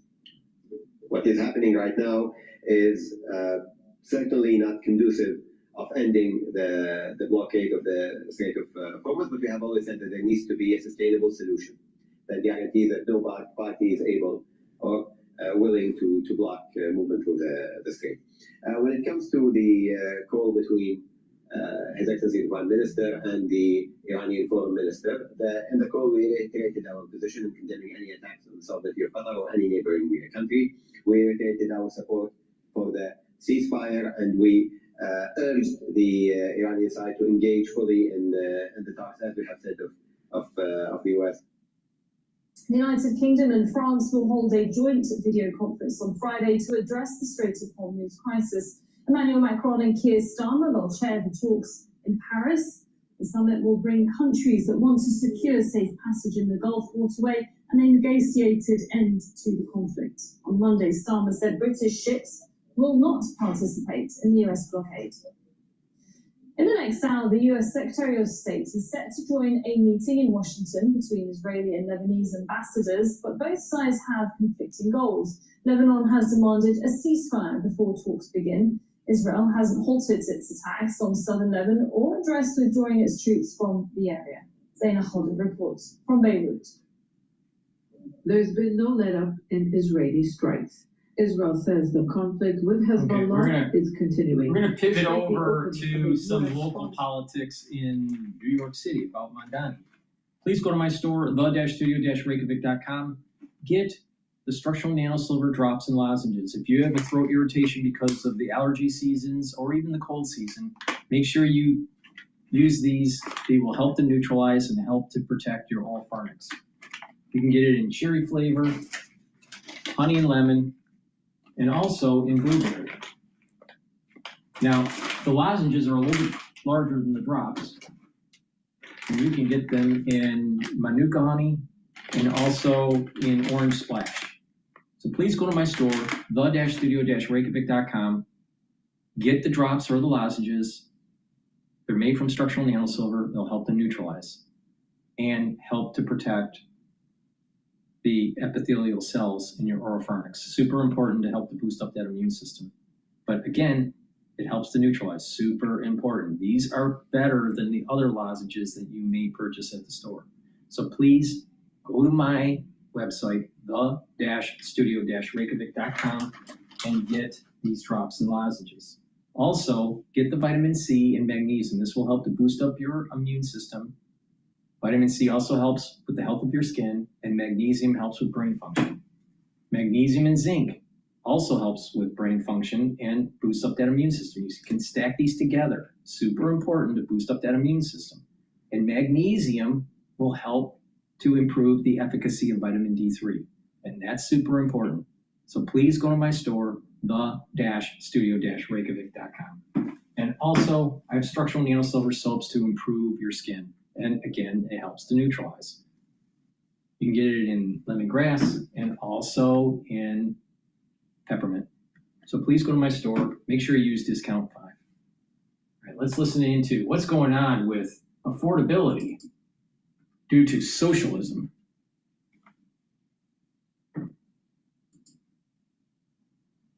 This has increased daily package processing capacity by 4. Tabor, co-founder of the American Real Estate Association and a broker at Compass. Today, your 20th anniversary as a real estate agent. Yay, 20 years. Love it. Congratulations. We've known each other for years. All that time almost. Happy to celebrate with you. Thank you. It's great to be here for that. Let's talk about that because you're licensed to practice in New York and in Florida. You are the person that has witnessed this exodus the most. What do you say? Well, there are different baskets of people, but in New York, we still see that there are people who want to be here, who are here for work and for their life. The question is, can they afford to stay here? And that's the top question right now is affordability and how do we make it easier for folks to live, work, and play here and to thrive in the city. And have quality of life at the same time. And recent data from apartments.com that shows that the average rent for a one-bedroom in Manhattan, people across the country are not going to believe this, $4,083 for a one-bedroom in Manhattan, 149% higher than the national average. Take a listen to the mayor of New York and what he said about housing affordability. We're taking on the biggest driver of the affordability crisis in our city, housing. We are going after the bad landlords who violate our laws and mistreat their tenants. New York City will no longer tolerate exploitation as a business model. I have thought often of the Margaret Thatcher quote. The problem with socialism is that you eventually run out of other people's money. If anything, my friends, it seems that you eventually need a socialist to clean up the mess. Jason, your reaction to that? So, as I travel the country on an affordability tour, tomorrow I'm talking with 2 governors, one Democrat, one a Republican, one from the mid. Mayor Mondani is a communist, antithetical to the Enlightenment, antithetical to our Constitution. Our Constitution's bedrock is the Enlightenment. Mondani wants to erode your property rights. Mondani is a pig. Napoleon the pig from Animal Farm, where he thinks that he's going to be able to push out the capitalists and the socialists are going to be able to run the farm. But what happens? Corruption, the animals get upset, there's an overthrowing of the regime. Mondani is what was warned in Animal Farm. Beware of the communistic pig.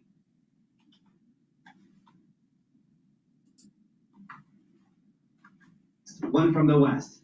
They both have different prescriptions to solve for affordability. None of what he just said there will help solve this problem. In fact, will only make it worse. That tracks with what I know and how much I've covered Zora Mondani. Yeah. Let's talk about kind of the broader picture because we just got some data in today on existing home sales and it was down more than we expected. So we're seeing pressure on home sales across the country. What's going on? Right, not necessarily a surprise. What it really comes down to is USA, uncertainty, supply, and affordability. These three items are hanging over the market right now. You have plenty of buyers that want to buy. They're having trouble finding a home. They're having trouble affording a home. The mortgage rates need to come down for more of them to be able to buy that home. So there's a lot of these question marks out there right now. But when you buy real estate, it's about confidence in the American economy. When people feel confident, they're more able to step forward and make that purchase. Right now, you have some uncertainty in the air, too. And this is the spring selling season, which is somewhat of an issue. White House economists say we're really across the country, we're short about 10 million homes. Yes. Do you agree with that? So we have a massive supply shortage in this country right now, and that's really what we need to focus on. Rezoning, figuring out how to add more supply. It's not just about building, it's about where you build and how you build, and fighting NIMBYism. That's not in my backyard. Because most people in this country will agree. If you ask them on the street, yeah, let's build more, let's add more supply. Oh, but don't do it next to my house. Do it somewhere else. Yeah. Fighting NIMBYism is a big part of solving for affordability in this country. That's interesting that you say that, especially with what we're seeing out in California that's been playing out in Los Angeles. Yes. The fires. Let me ask you about this. There's a piece in HousingWire.com talks about. Well, think about this, all right? The 80s and the early 90s, for the ones that had homes and had, good jobs, what area would you say that was vibrant where it had a lot of multiculturalism? There seems to be a correlation between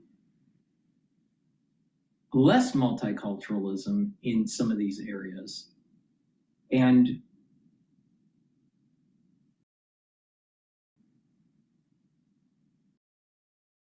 a better way of life, better education, the schools, the behavior of the kids. It's all better when there's less of this postmodernism, less of this multiculturalism.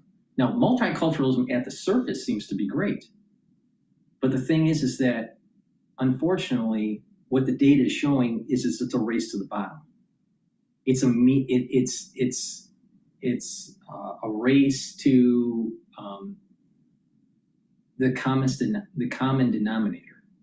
Things don't get better. Things get worse in terms of the schools, the property values, the upkeep of the city. So there's something to be learned from this, that this idea of relativism, of this hyper diversified culturalism that is taking place has eroded the economic viability of many cities. The crime goes up, the school system goes down, the kids learn less, the behavior of the kids start to go down. These are all common themes. So when people say not in my backyard, well, they're starting to realize, wait a minute, things were better in the 80s and the 90s than now. So why would we want to continue failed policy? Why? And so you can see, and I'm especially in suburbia, all right? You have a lot more deliveries through Uber Eats or deliveries from the grocery store to a home. There's more ability to order something online and have it delivered.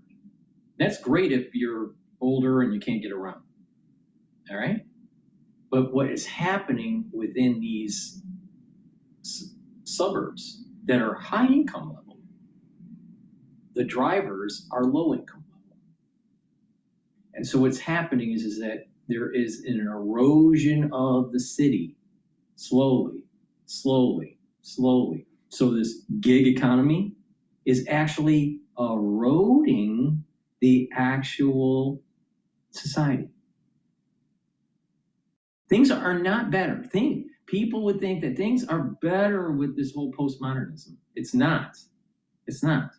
So, well, wait a minute. Maybe we should go back to the 80s or the early 90s. Maybe some things that were happening in the economy and with our school districts, with our townships and our suburbs, maybe something has to change. Maybe we need to go back to that kind of world. Maybe we'll never be able to get there. I don't know. But I do know that a society that is, quote, over multicultural, there seems to be a decline in the society. Now, maybe it's because of a lack of continuity within a culture, because if there's a lot of different cultures, then they're competing, or there's not enough cohesion for the society. Maybe that's it. I don't know the reason why it's declining, other than it's an alignment to a postmodern philosophy. But the point here is that it's happening. So when someone says, not in my backyard, well, there's a reason for that, because you don't want your home sales to go down. You don't want your property values to go down. If you have your kids in public school system, you don't want the school system to go down. Because once the school, how it starts is that once the school system starts to go down, then the property values start to go down. Then there's more people that are moving in, and the multiculturalism, and then it just starts to continue on a downward spiral. So there's a reason why people say not in my backyard. You want a nuclear power plant in your backyard? You want to have a mall in your backyard? Malls right next to you actually bring down your home values. Do you want to have a low-income housing project right next to you? That's going to lower your property values. So you put in, you're paying all these taxes, you're paying for property tax, you're hoping that this investment in your home is positive for you when you get into your retirement years. So you're trying to protect it. So there is such a thing as some people should just live in some places and other people should live in other places. Because this whole multicultural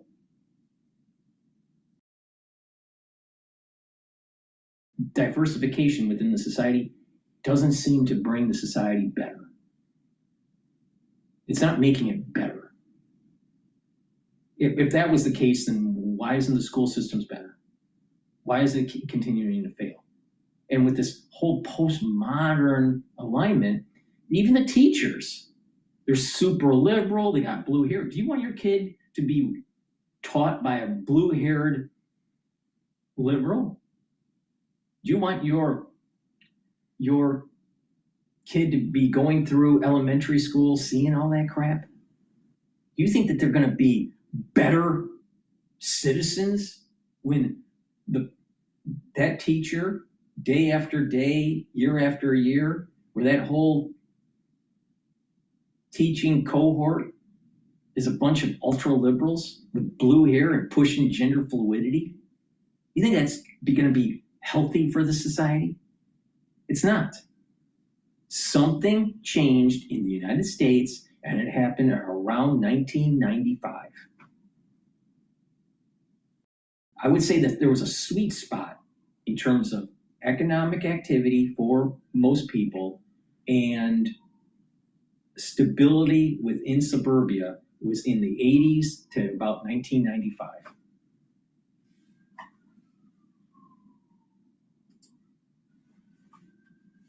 That basically, when pricing behavior and buyer response starts to diverge, that's when the housing market turns. Yeah. We're not saying that right now, or are we? No, I don't think so. I think actually we're seeing a market that is just waiting. Buyers are there. Like they want to be there. It's not just aspirational, it's meaningful and important for them. Buying a home, most people know, builds generational wealth. It's the best way to do that. But what you have right now is a problem of the sidelines, and it's getting people off the sidelines and into homes is what we need to focus on. They say the three most important things: pricing behavior, market response, and friction. I thought the word friction was interesting. Yeah, the complications of buying. So the costs that are associated with buying a home, the taxes and all the costs that can go into it. Transactions can be expensive. We're seeing the 30-year fix tick higher. Unfortunately, 10 years going up. This is something that has been on President Trump's radar. He, of course, is he watches the 10-year. We know he watches this, which is great, by the way, because it's important. The 10-year is, guides so much of our economy. It's one of the biggest reasons that he continues to criticize Jerome Powell, our current Fed chair, and he's nominated Kevin Warsh to be the next Fed chair. We'll see how that plays out in May, obviously, with a confirmation. At the same time, if we do get, say, a cut later in the year, we haven't always seen that correlate with mortgage rates falling. And that's the first time in recent memory for me that I watched that happen last year, I believe. Yep. What about this year? Right. So, we'll take on my crystal ball. Yeah, I know. The hope is that you get the 10-year down to, say, under 4, which, by the way, before the start of the Iran war, we got there and mortgage rates finally fell to 5.98%. Getting a 5 handle on mortgage rates for the 30-year fix is what's really important to buyers. We were right there, and now we've trickled back up to about 6.35 or so. The other, real quick before we go, the other thing that we've seen with portable mortgages, there's some issues. I understand that with underwriting.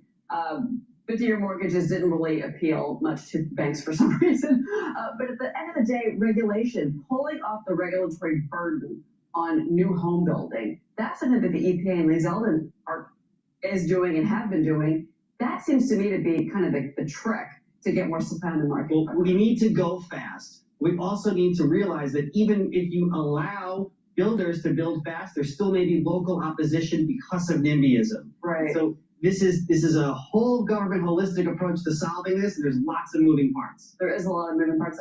Final word, your predictions for the market for this year. Oh, I think it's actually going to be better than we think it's going to be. And I would say, let's see where interest rates go. Hopefully we'll move down from here as we get more certainty in the world and find more, as long as we have governors out there working for solutions to affordability and are rezoning and are thinking smartly about it, I think we'll be in good shape. Maybe some mayors will do the same. Oh, we've got to work on that locally here.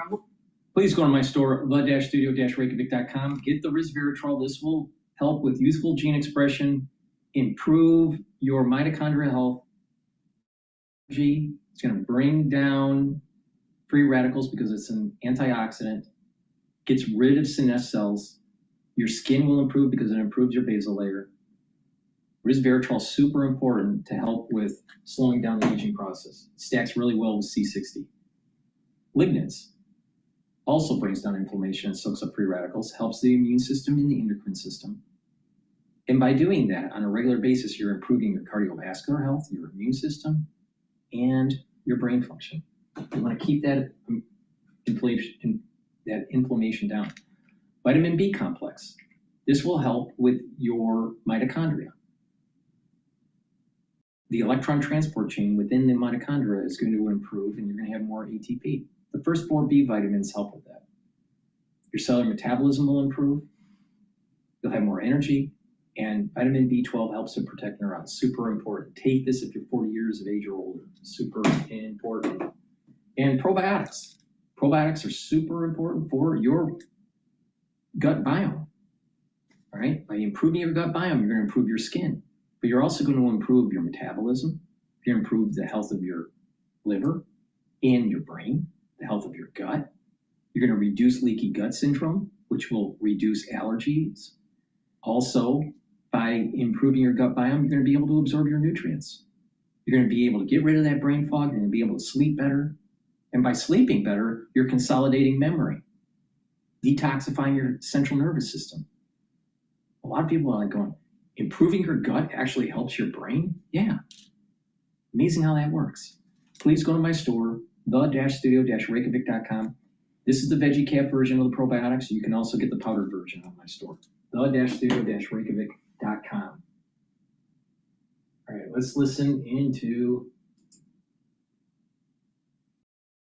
Chinese tanker reportedly passed U.S. Hormuz blockade. This is CNN.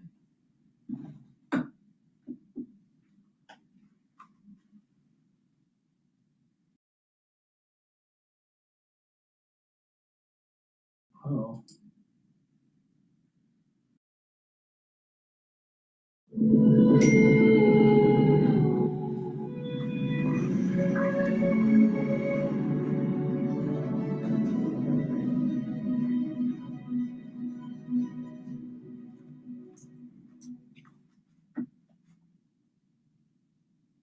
the same trusted Lysol disinfection that has a scent that'll make you move. Effortlessly kill 99.9%. The United States started its naval blockade yesterday at 10 a.m. Eastern. We're around 17 hours in. And basically, a lot of the traffic, the little trickle we've seen since the start of the war, has come to a screeching halt, apart from one incident. And this is really interesting because this is a Chinese-owned vessel. It's now said to have tested the U.S. naval blockade because it has passed through the Strait of Hormuz. Let's take you through this. This is a rich story. This is a tanker said to be carrying methanol. It started moving from Sharjah here in the UAE. Remember, a lot of these vessels turn off the AIS transponders. You don't really know the origin of which port that they moved from. Starting to move towards Hesham and Larak Islands, then starts aborting mission, moves back, and then starts to take that route once again, passing through the strait in the early hours of this morning. Now, this is a tanker that has been sanctioned since March 2023 by the U.S. Treasury Department because it has links to Iran. Now, from what we understand from experts, this tanker was able to move through completely unfazed by the U.S. naval blockade. So we don't know what exactly transpired and how the United States is enforcing this blockade. But this is really interesting to see this tanker that has links to Iran, that has been sanctioned by the United States, being able to move through the Strait of Hormuz at this time. A lot of the shippers are very reticent to even make the voyage. Number one, they're worried about having to coordinate directly with the Iranians. And then number two, what will they face when they hit the U.S. naval blockade? A lot of the shippers believe that this is a double dilemma in terms of negotiating with both sides. From what we know right now, that the United States is doing this naval blockade to perhaps start negotiations to force Iran to the negotiating table.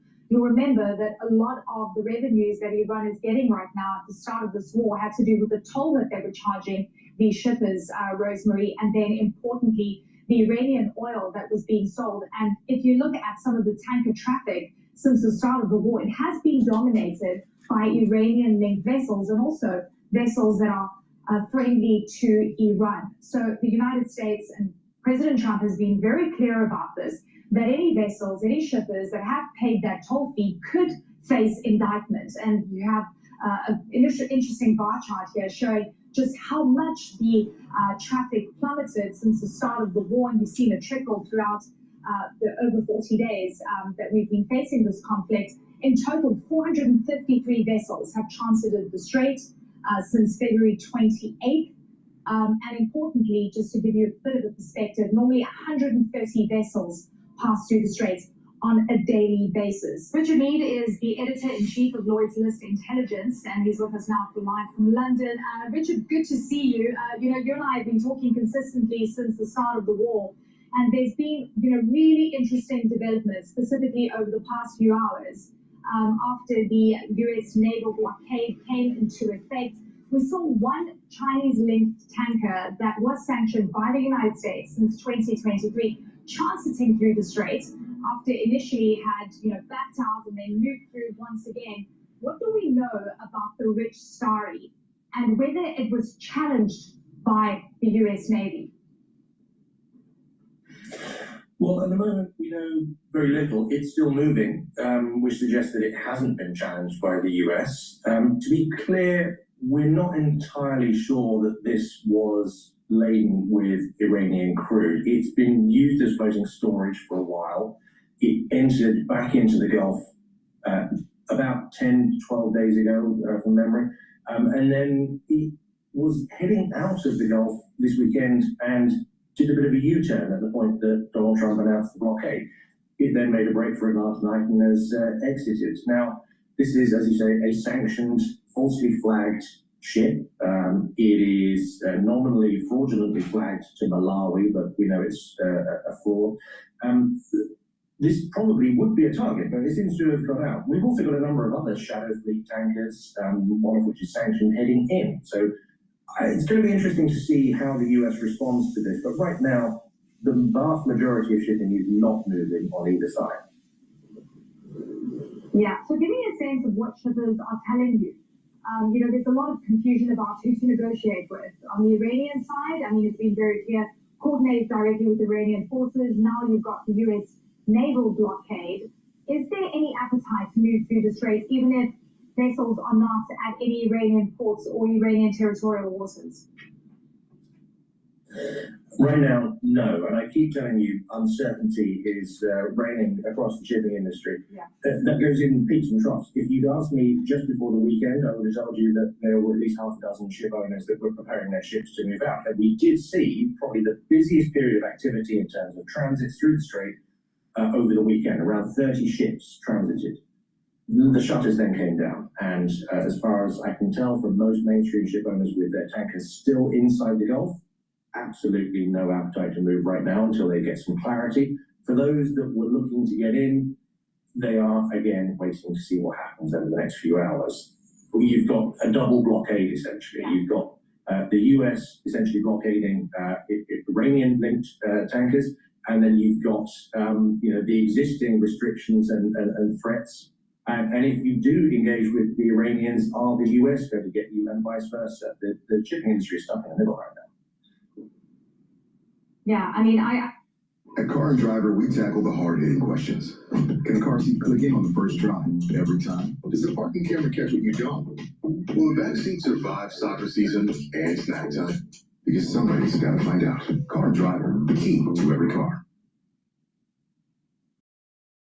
Build on-brand assets in no time with Canva's AI-powered design generator. Simply type an idea and watch it appear. Yeah, I also, was looking at marine traffic data, and in total, since the war began, there are around 450 vessels that have been able to transit through the Straits of Hormuz, keeping in mind that it's usually 130 vessels per day. The big question now becomes, how many of these vessels paid a toll to Iran, given that President Trump has said any vessel and any shipper that has paid will be indicted? What data do we have on who actually paid Iran directly? Very little direct evidence, and that's deliberately so. I think everybody was very nervous about the tolls.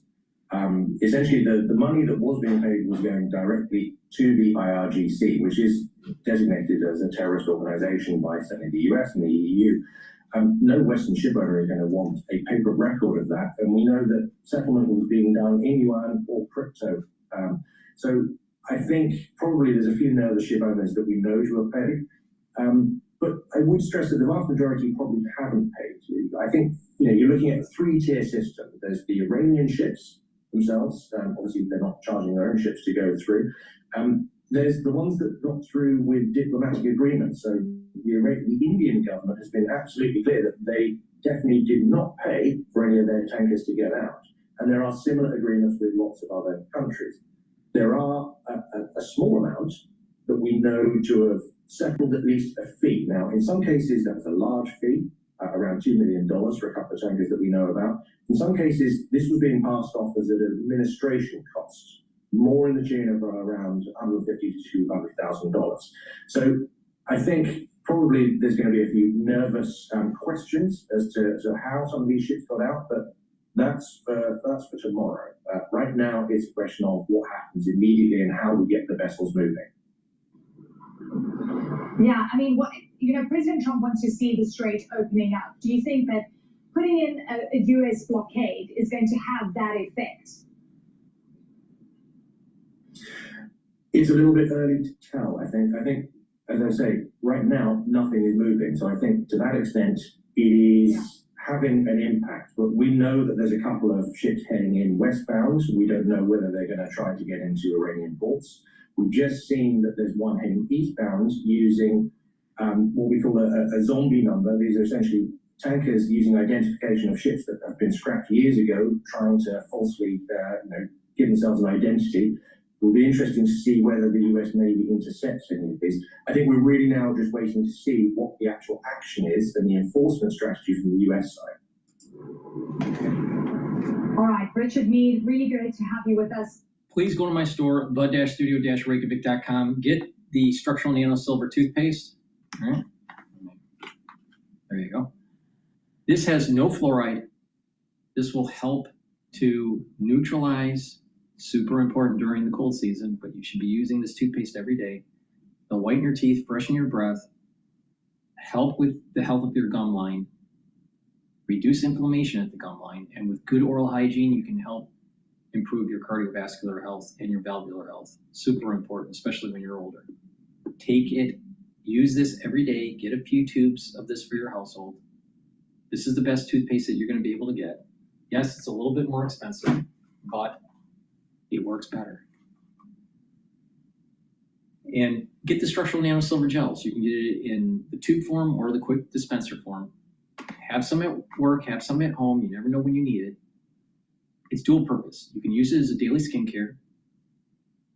You can help heal a wound quicker, like a cut, an abrasion, or a minor burn. And if you're not feeling well because of the cold season, or someone around you is not feeling well because of the cold season, put it on your hands, around your mouth, around your eyes, around your nose, lightly coat your nostrils. They'll stay active for 5.5 hours. So please go to my store. It's dual purpose. Get the structural nano silver gels. And if you have arthritis and you need some relief from the pain, get the super strong relief. This will also help with tension headaches. You just apply it topically to your forehead, your temples, and your shoulder, neck muscles, and it'll help to relieve that tension headache. If you have a pulled muscle, apply it on the muscle. It'll relieve the pain within 90 seconds. If you have a sprain, you can use this also. It's a great product. Please go to my store and get the super strong relief. All right, let's listen into CNBC talking to Hassett. I think that they've got amongst the highest interest rates on earth, and we've got core inflation running around 0.2. If you look at the 6 months average of core, it's the lowest it's been since the Biden inflation began. And so I think there's a lot less pressure on the Fed to lift for sure. And I think that with the productivity boom that's happening, there's plenty of room for them to normalize rates and get them back to about where they belong. The other news that came out this morning on the economy was the IMF downgraded its global growth forecasts, and they see bigger hits in places like Germany and the UK than in the US. But the US growth forecast was downgraded as well to just above 2%. I wonder if you agree with the assessment that the war is going to hurt the economy, because before the war they said that they were going to upgrade forecasts. Well, I think that I disagree with the forecast for America. The fact is that our economy is really running on all cylinders, and you're seeing that with the earnings reports that you've been reporting on today, with the wage gains and income gains for ordinary workers, the big tax refunds that are coming because of no tax on tips and no tax on overtime.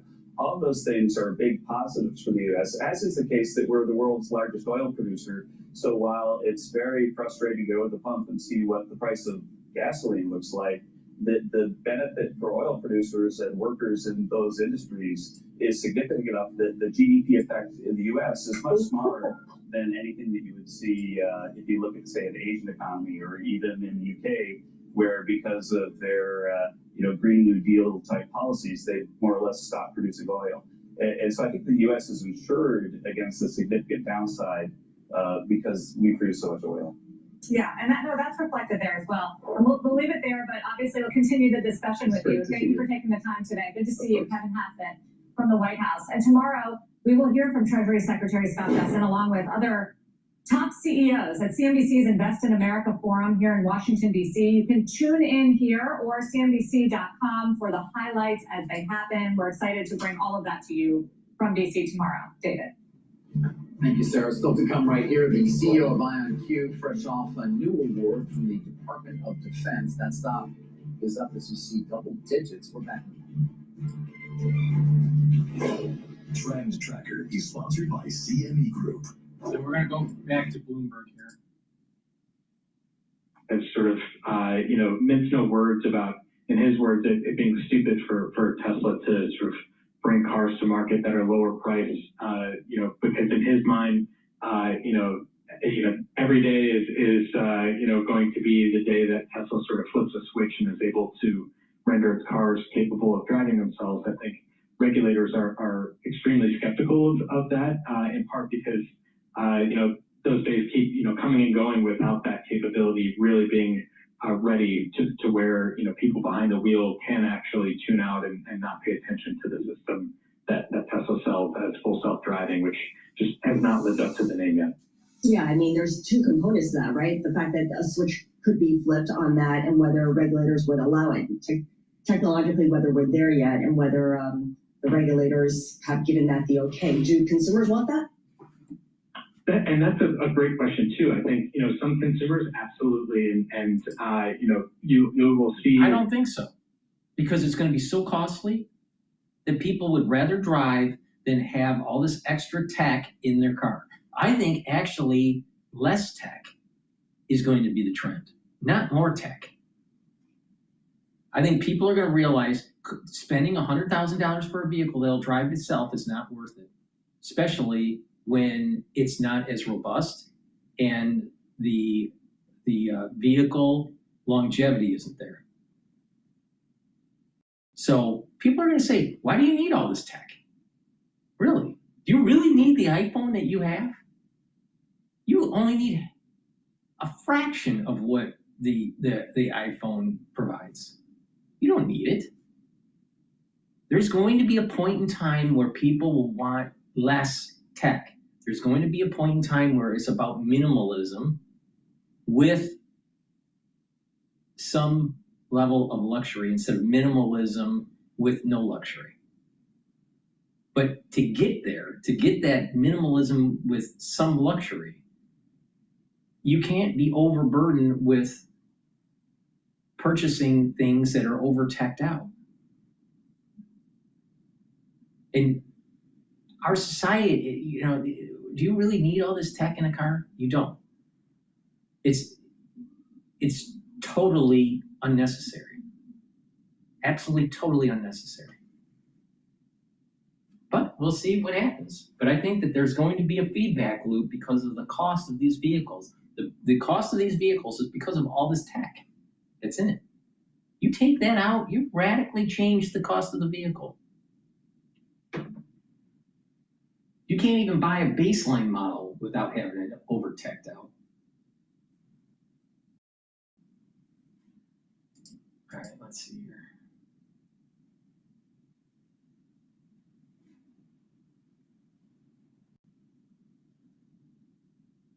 All right, Cash Jordan. No, let's not do Cash Jordan. It's a shame because I like some of these videos that this Glenn Dyson, or Dyson, I think it's Dyson. Dyson,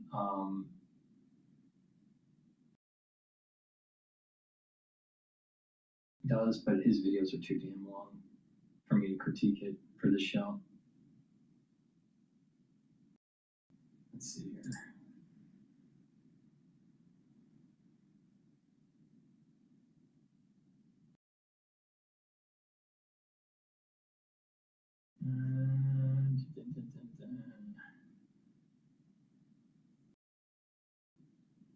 Let's listen to Victor Hansen talk about this, what's going on with the battle between Trump and the alt-right alternative news.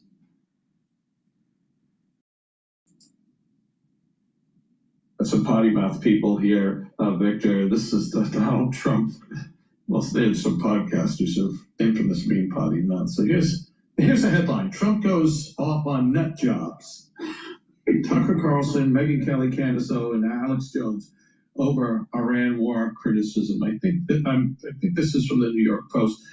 President Trump lashed out at 4 right-wing critics of the Iran war. This was Thursday, 2 days ago from when we're talking, describing them as nut jobs and losers who will say anything for attention. I know why Tucker Carlson, Megyn Kelly, Candace O, and Alex Jones have been all been fighting me for years, especially by the fact that they think it is wonderful for Iran, the number one state sponsor of terror, to have a nuclear weapon because they have one thing in common: low IQs. He's writing this on Truth Social. They're stupid people. They know it. Their families know it. And everyone else knows it too, the President Rage. Look at their past. Look at the record. They don't have what it takes, and they never did. Mamma mia. I don't know about Alex. I don't know Alex Jones. I've only met Candace Owen once, but I've been on Tucker's show quite a lot, and I've been on Megan's show quite a lot. They're not low IQ people, but what I don't understand about them is this, and I like them both personally. I don't know what precipitated this. I see Tucker had a little earlier turnabout because in the bombing last summer, he said it was going to cause World War III, but we learned afterwards that he's been calling Trump various times. He was back on good terms. So when this other strike hit, the bottom line they is got this. very angry. The bottom line is this: they're taking the situation in the news and playing up the opportunity so they can accrete clicks, that they can accrete followers, they can get more ad revenue. It's all about the money. And this is the problem that I have with Tucker. Where is the ethics? Where's the virtue? Where's your theoretical foundation of why you are the way you are? I don't see it. The guy is manufactured. He's manufactured. Blue blood, gets on CNN, doesn't finish college. He's considered a pundit for the conservative movement with his bow tie. Fast forward to now, and now he's Duck Dynasty. That he's some sort of hunter, some fisherman. Bullshit.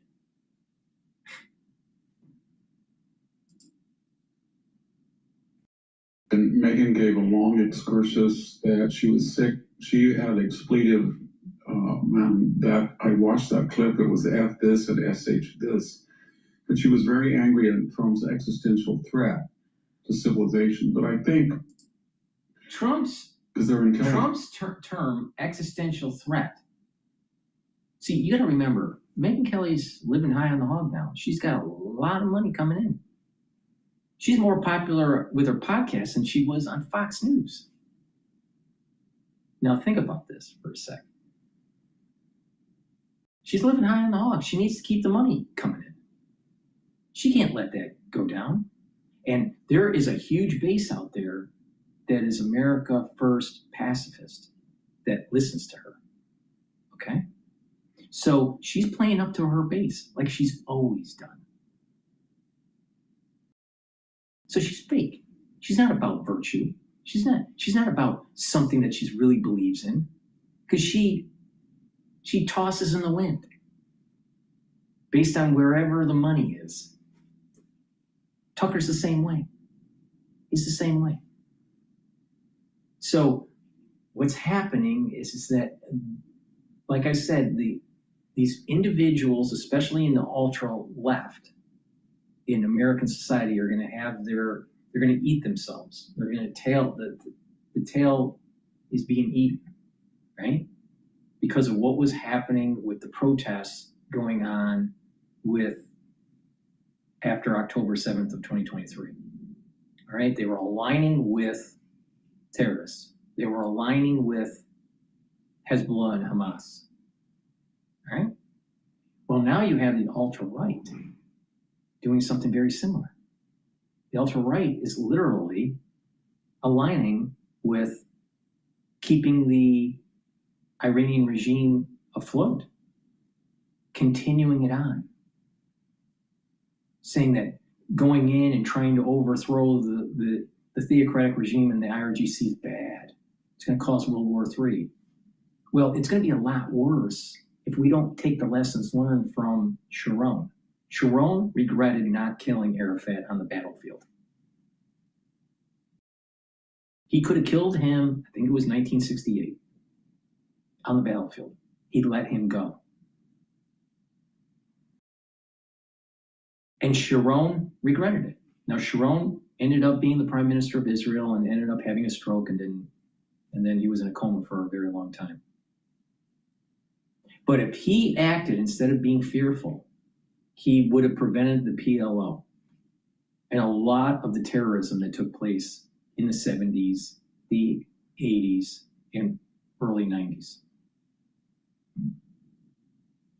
So if we let our foreign policy to be followed by the edicts of Tucker Carlson and Megyn Kelly, we are kicking the can down the road, and it's going to be a lot worse when Iran does have a nuclear weapon or when Iran does have biological warfare.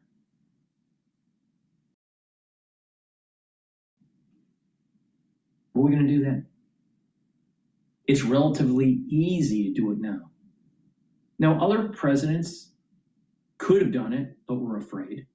Some presidents, even Carter, wanted to do something, but didn't really have the military to go all out. Our special forces now is far better than the special forces of the 1970s. They have better equipment, they're better trained, they're more funded. The smart technologies that we have now, all of that has come into fruition, and with better command structure, better commanding of that capability we have now than the 1970s. We didn't have that. So that's part of the reason why Carter failed. Carter tried, but it failed. So we're in a situation where we got the right president, we have the right technology, we have the right training. It's the perfect opportunity geopolitically to do. But it's beyond just Iran. This is a major chess game with China. The Chinese are extremely worried about U.S. hegemonic power, especially in the Indo-Pacific. And the Chinese want to maintain the 9-dash line for navigation and for energy rights, because there's quite a bit of energy in that region of the 9-dash line. The problem is that all these different countries are saying that's part of their economic zone. And the Chinese are saying, this is our inheritance. We need to have it. And the United States can block energy, natural gas and oil flows to China from the Middle East directly by cutting off the Strait of Hormuz, but also with our hegemonic power in the Indo-Pacific, if we wanted to. So the reason why the Chinese ship was able to get through the blockade was to signal to China that we are not at war with them, but we could chokehold them. And this is a grand strategy with China's expansion with the first and second island chains. So if we listen to Tucker, if we listen to Megyn Kelly, then what we are actually doing is weakening our hegemonic power against China. Iran has to be in our orbit, not China's orbit.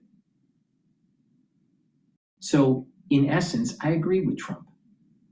They are low IQ because this is a chess game against China, more so than Iran. Now that's from an international geopolitical perspective. There's a metaphysical issue here. The United States is going to get cursed if we don't kill negative Esau. Negative Esau, a big part of it is the Ayatollah and the IRGC and the terror that is propagating from Iran, the funding of the terror. Once we take over that, once the seculars within Iran can have self-governance, the terror in that region is going to radically diminish. You're going to have some individual cells that do the terror, but it's not going to be coordinated and financed as well as it used to be by taking out Iran. So if we listen to Tucker and Megyn Kelly, they're kicking the can down the road and allowing it to happen. So should we listen to Megyn Kelly and Tucker? Should we listen to the America First pacifists? Or should we actually take the opportunity, one, to expand our hegemonic power against China and be able to stop 50 years of terrorism that's been taking place from Iran? Just under 50 years, 47. Most of Gen X, their whole life has been under the terror of Iran. And there's not one generation that has fought in the Middle East more than Gen X. Not the millennials, not the baby boomers. The one that has put in more of this dealing with the terrorism in the Middle East has been Gen X. So it is important. Tucker and Megyn are Gen X. They should know better. But what it is they pick money over virtue. They pick money over doing the right thing. They pick money for themselves than making a better world for everyone. And this is the reason why Tucker and Megyn need to lose their audience. Because to prove my point, if they lost their audience, if they lost a large portion of their audience, their tune would change. If they were really based on some sort of virtue and ethics with their position, they would not change. Because the virtue and their ethics is hollow. It's hollow. There's no foundation there. You can tell when someone is trying to do the right thing. Sometimes they're not successful, but you can see that they keep on trying and trying and trying and trying. But the America First pacifist policy is only going to make things worse. It's going to make things worse for us in terms of the Indo-Pacific, and it's going to make things worse in terms of Islamic terror in the world. Do we want Tucker and Megyn policy where it's about egoism? Or should we pursue something that has virtue?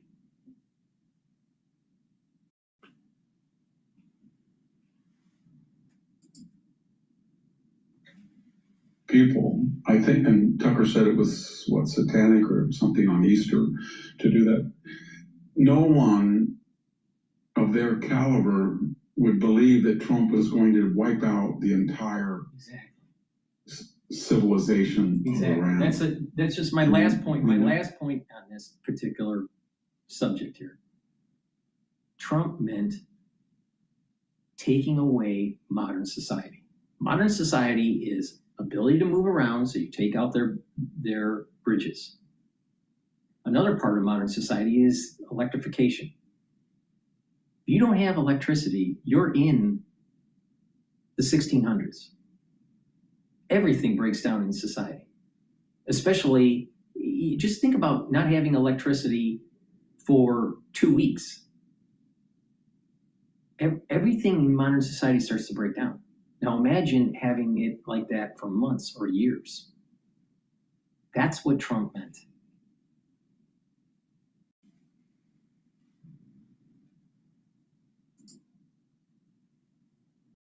That is true, because he said help was on the way to the Iranian people. And as I said with Sammy, if you go back all of our wars, World War II, Korea, Vietnam, Gulf War I, the Serbian misadventure, the Libyan fiasco, We hit dual-use targets. We took out civilian ships, port facilities, and we bombed the grid into zero blackouts in Belgrade. 1.5 people, no electricity.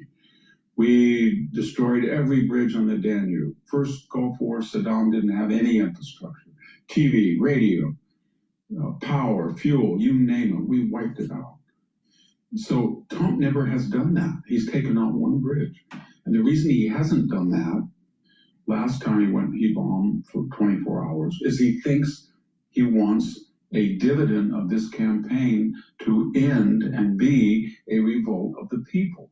He said that. So when he said their civilization is going to end, it was a sloppy use of nouns. What he meant was this radical Shia Islamic regime, culture, civilization is going to be ended. Right. The civilization that is. And this falls in line with what I've been saying for 2 years. 2 years. Negative Esau must die. That is a large part of that negative Esau is this issue with Iran. Now, it's not me just coming up with this idea. This has been written down. The scholars know this for thousands of years. There is a great battle between Jacob and Esau, the soul root. Countries are based on soul roots because all of human history is based on a fib sequence. So what happened at the individual level in the Bible is also happening at a societal level now. Esau must die.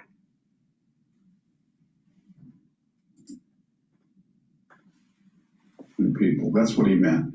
He should have said that. But what he does shows you what he means.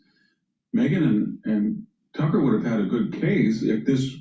And this is the reason why. This is the reason why Tucker and Megyn, Alex Jones, Candace Owens, and all the other dipshits that are America First, pacifists, are getting it wrong. They don't see it. They're not smart enough to know this. They're not smart enough to see what other people are seeing. I'm not the only one that's seeing this. So the ones that are really picking up pattern recognition on the situation that we're really in, it's not the dipshits from America First pacifist movement.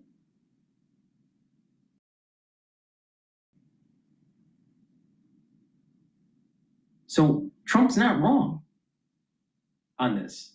Megyn and Tucker are low IQ in terms of pattern recognition of the situation that we're in. Now, he's not eloquent. I'm pretty sure he probably hasn't read a book from cover to cover for more than 20 years. But he gets it. He gets it. He is the right person for the situation. And as long as other groups don't try to stop him, either in the deep state or other groups, don't try to stop him, especially that are aligned to the America First pacifist movement, we will succeed.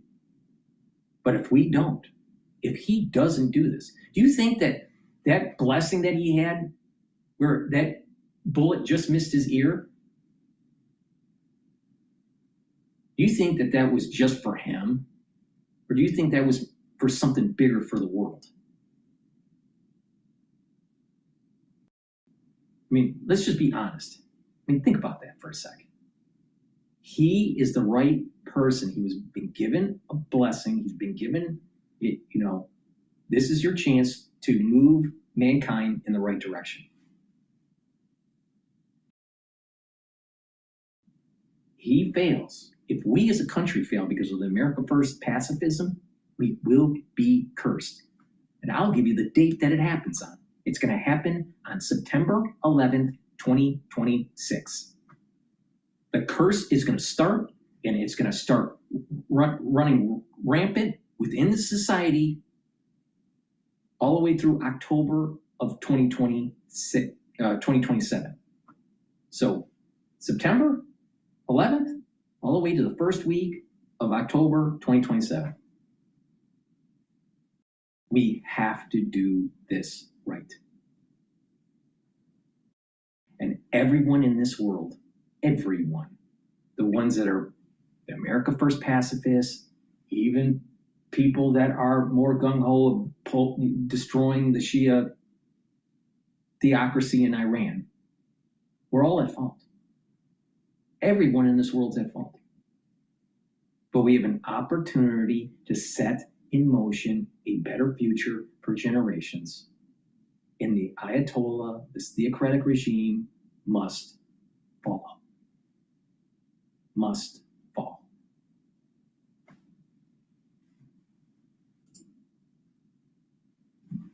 Had been hitting power plants. He'd been hitting schools. He'd been hitting water plants. He'd been hitting solar, all of that. And then he said, I'm going to just take it out. But he hadn't. He didn't want to because he's on the side of the Iranian people, that 93 million people that he feels are enslaved by this corrupt, theocratic, interloping civilization that was a hiatus and interruption in Persian history. Okay. So I don't understand that. So that means to me that they were angry about the MAGA, but Trump never said he wasn't going to use force. I was on Megyn's show shortly after the summer bombing, and she thought that was great. And she was correct. It was to nullify at that point what we thought were all of its nuclear potential.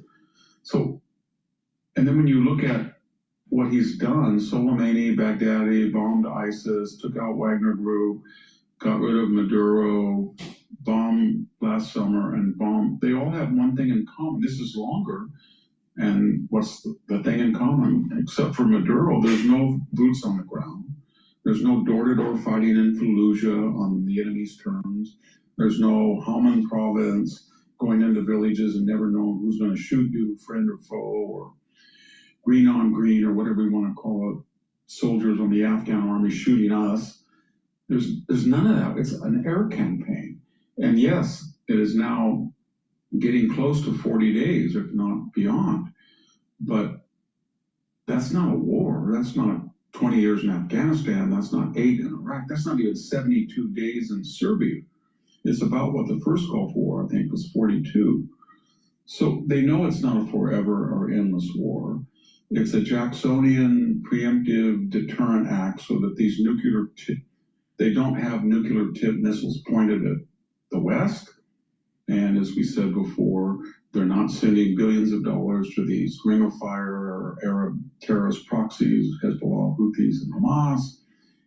And they're not killing Americans as they've done for 47 years. Right? And they're not trying to assassinate presidents and Secretary of States.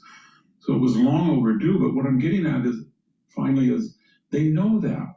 So then my next question to them is, what's the alternative? We're having midterms and we're going to have so you're not going to vote for this man because he used force in a way that contradicts, in your belief, the forever bans on forever wars. So you are going to turn over by your absence or your lack of advocacy. You're going to see the Democrats win to punish Trump, to punish MAGA. So all the things that you fought for, Tucker, Megyn, Alex Jones, I guess, even Candace, closed border, we've deported over 500,000 people in just a year and a half, and another 1.5 million have self-deported. Crime is at an all-time low. He's rebuilding the military. We're the greatest producer of gas and oil in history. He's the first president that's brave enough to take on DEI, and he's doing a great job. He's the first person to take on the insanity in higher education.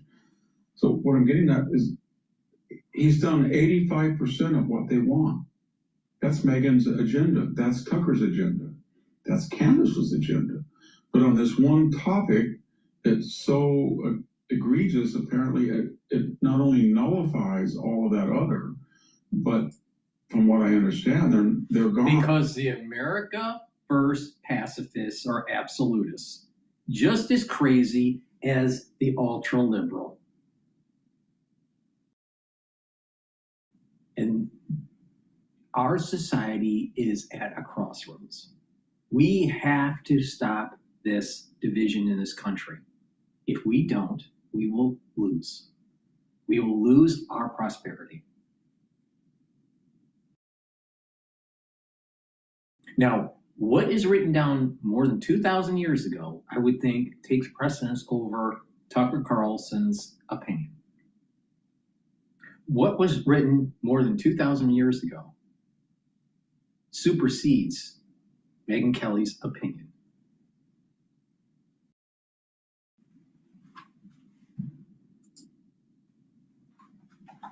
Oh, they're off. They're done. Yeah. And what's going to happen is you're going to get a Kamala type of candidate or her. Yeah.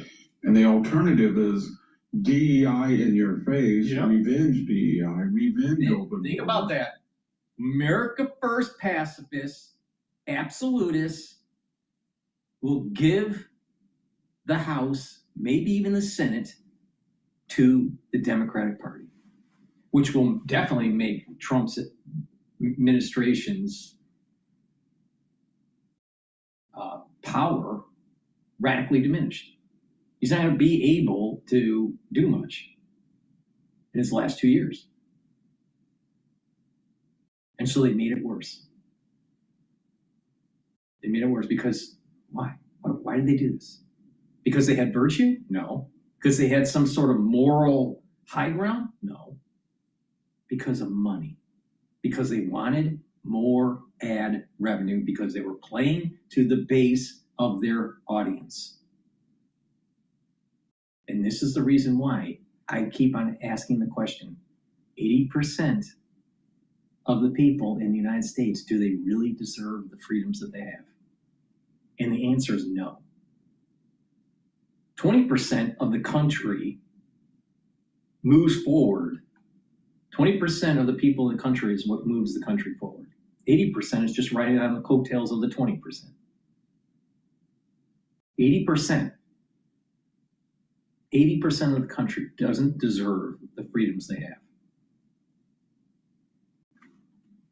Now, thank God there are 20% out there that are actually getting the job done.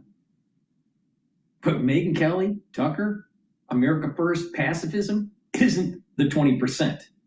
Trust me on this. Because, there's an awful lot of people in the America First agenda, America First pacifist agenda, because there's two America First. There's America First expansionism and there's America First pacifism. Tucker Carlson is part of the America First pacifism. They don't want to get anything done in the geopolitical world. They don't want to move forward. They want to do everything domestic. That's stupid. You got to be walking and chewing gum at the same time, Tucker.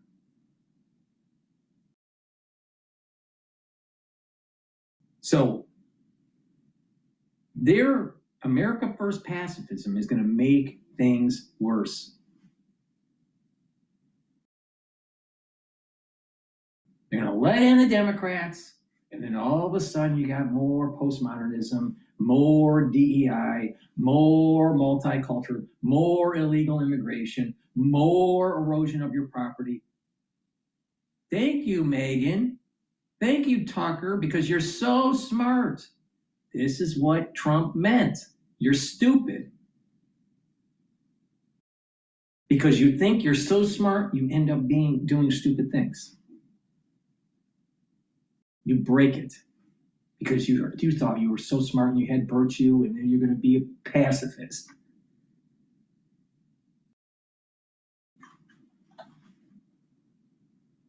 It's amazing. But they were willing to give up virtue. They were willing to give up doing the right thing for money. For money. Placating to the 80% that don't even deserve the freedoms they have.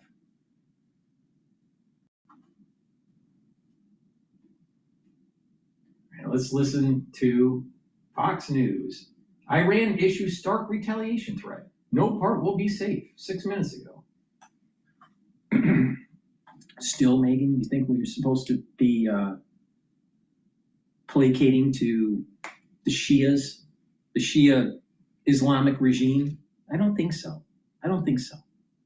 Oh, everything is run by, some grand conspiracy. A lot of these 80%ers, they're aligned with the America First agenda, pacifism, or, the ultra left.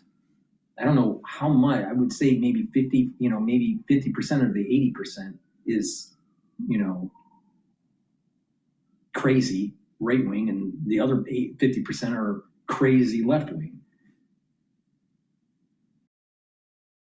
But they think that there's these grand conspiracies. It's like the secret societies are ruling the world and blah blah. Maybe it's a little bit more chaotic than that. Maybe. But even if they were right that there were some sort of secret societies that are running the world, the very foundation of our country was based on a secret society. The Freemasons. Our rule of government, our architecture, the verbiage in the Constitution, in the Declaration of Independence, that's all Freemason. All of it. So you have all these America First pacifists that think secret societies and lizard people and blah, blah, blah. So do they deserve the freedoms that they have? Do they? No. No, they don't. They weren't even willing to fight for their freedoms during the COVID era. They weren't even willing to fight for their freedoms when infant formula wasn't available in 2021 and part of 2022. Did the mothers protest that? No. Because of failed policy by Biden? When the mothers don't even fight for their own kids, does the mothers deserve freedom? See what I mean? 80% of the population are dipshits.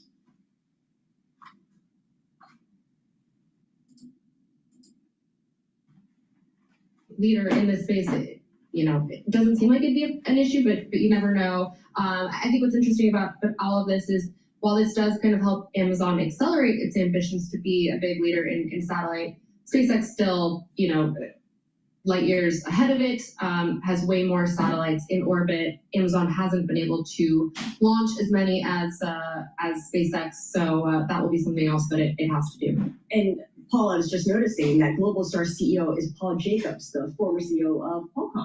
Ah, very good. Okay. So, Amazon does have this low Earth orbit satellite network, Amazon Leo. Exactly. But that, I don't hear much about that. It's not really in use yet. They're still kind of literally getting it off the ground. And they're hoping that by 2028, especially after this deal, they will be able to launch a direct-to-device service, which is like having a cell phone tower up in space, and it basically means, consumers, companies would be able to get voice, text, data without having to use a cell tower, but by using their satellite. All right. I'm going to play this clip by Fox News about this warning from Iran. Please go to my store, the-studio-reykjavik.com. Get the digestive enzyme complex. This will help the health of your pancreas. A lot of people don't realize once you turn about age 40, your pancreas doesn't function as well. I don't care how healthy you are. This will help to digest the proteins, carbohydrates, and lipids. Protein, carbohydrates, and lipids, and allow you to absorb those nutrients. So you need to reduce the load on your pancreas and allow for proper absorption of your food. Take the digestive enzyme complex, super important. And it has bromelain, so it breaks up clots. And it has the proteolytic enzymes to break up glycoproteins. That's really important during the cold season.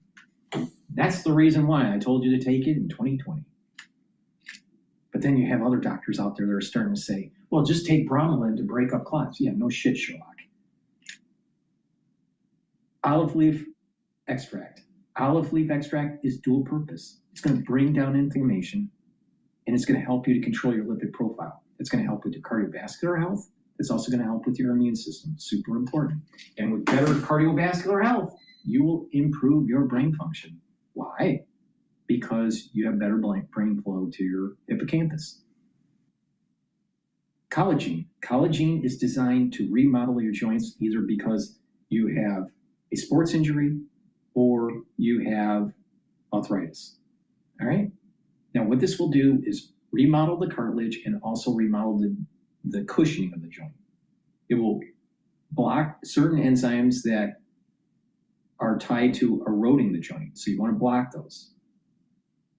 It will also block enzymes that cause the inflammation and the pain from that inflammation.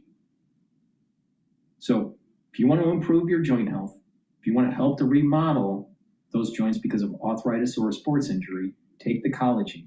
Take it every day. Stack it with the collagen powder that I have. All right? Please go to my store, the-studio-reykjavik.com, and get the collagen. All right, let's listen to Fox News.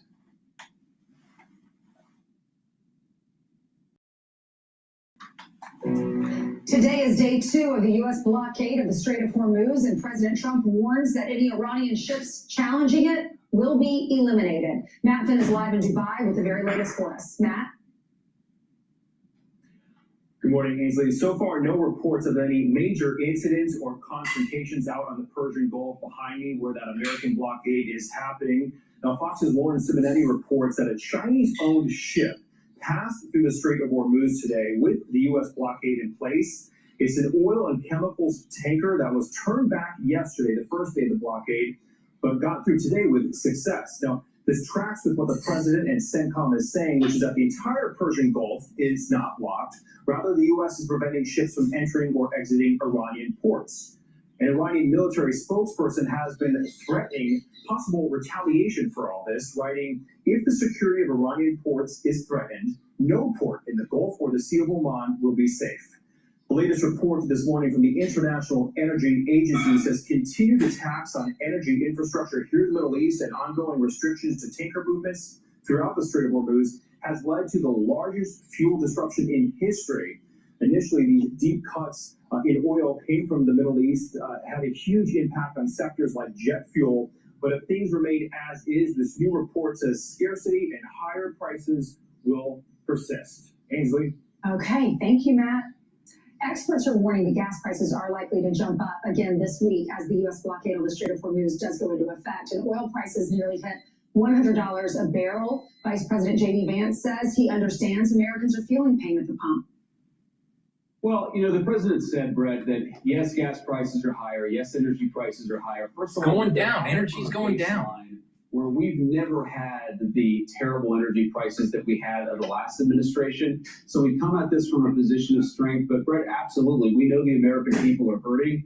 That's why that we're negotiating so aggressively to try to get the energy prices to come down. We're going to keep on working at it. I do think that we're in a place where we've accomplished our objectives.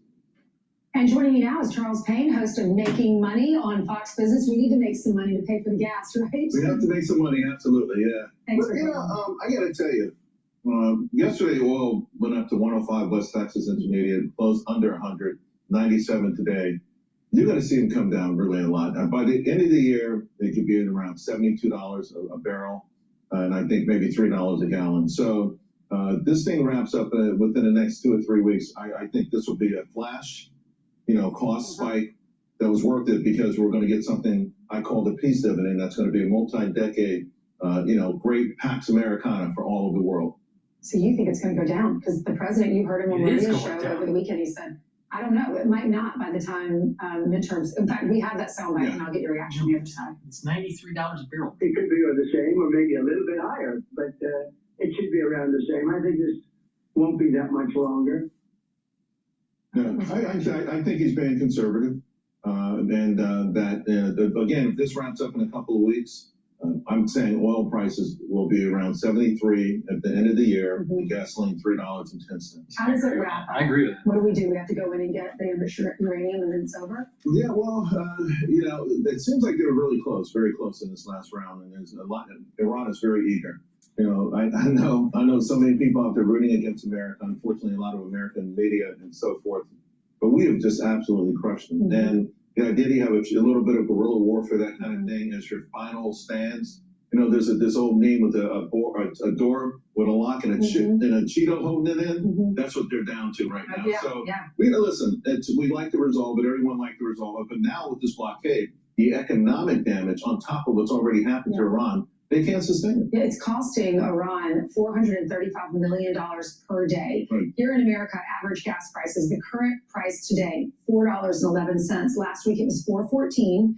And last month it was $3.67. Gasoline prices, though, and J.D. Vance referenced this, and he didn't want to gloat, obviously, because they're up now, but they come down dramatically since the inauguration, dramatically. So we're bouncing back to an area where we were, and obviously we're nowhere close to the peaks of the Biden administration. But people like the fact that they were coming down, because we don't want this to harm all the good things that are happening, from the big beautiful bill and all the tax cuts and all those things, which already were evident, then certain economic data like manufacturing data, factory jobs, onshoring. We've got an economic juggernaut. We don't want something like this to disrupt it. How does this affect our grocery prices? It affects it, especially with diesel, being used to transport the items. I will say the one silver lining right now is nat gas. So nat gas is considered the energy source of the industrial America. And right now, nat gas is down 20% since the Iran conflict began. So again, all these data centers we're building, all these factories we're building, all the things that you need to really get the economy going. We don't see it. It's not sexy, but it's very powerful. Okay, and you are hosting a town hall on Fox Business. I can't wait tomorrow. It's about space, and the timing could not be more perfect, right? Obviously, Artemis, we have the SpaceX IPO. I love space for, you probably grew up just loving space, right? The money that's being made right now, I made people more money in my life last year. I think I'm going to surpass that this year already with the ideas I've shared with my own subscribers for my business on the show. And I'm going to talk about how we're going to make a lot of money from outer space over the next year to 5 years. It's going to be absolutely phenomenal. Well, we'll have to tune in. It's going to be fun too. A couple of fun things as well. That's the thing. Our nation, the soul of the United States, is about exploration, going to the frontier. That takes engineers, it takes entrepreneurs, it takes people that have guts, the right stuff, right? Not pacifists, not people that are worried and scared. That's America. Not Tucker, not Megyn Kelly, not the potosphere. Taking risks and exploring, engineering, moving forward. That's us. That's the United States. It's emblematic in our flag. We have all these stars on a blue background. What do you think that blue background is? It's the sky. What do you think those stars represent? Our destiny.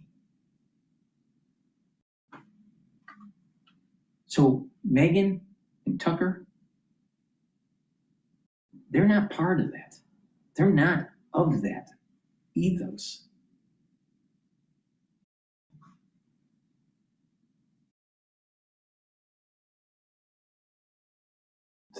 It's amazing. Please go to my store, the-studio-reykjavik.com. Support capitalism. Go to my store. Get the Max 35 or the Cleanse. All right? This is 30 parts per million. Max 35 is 35 parts per million.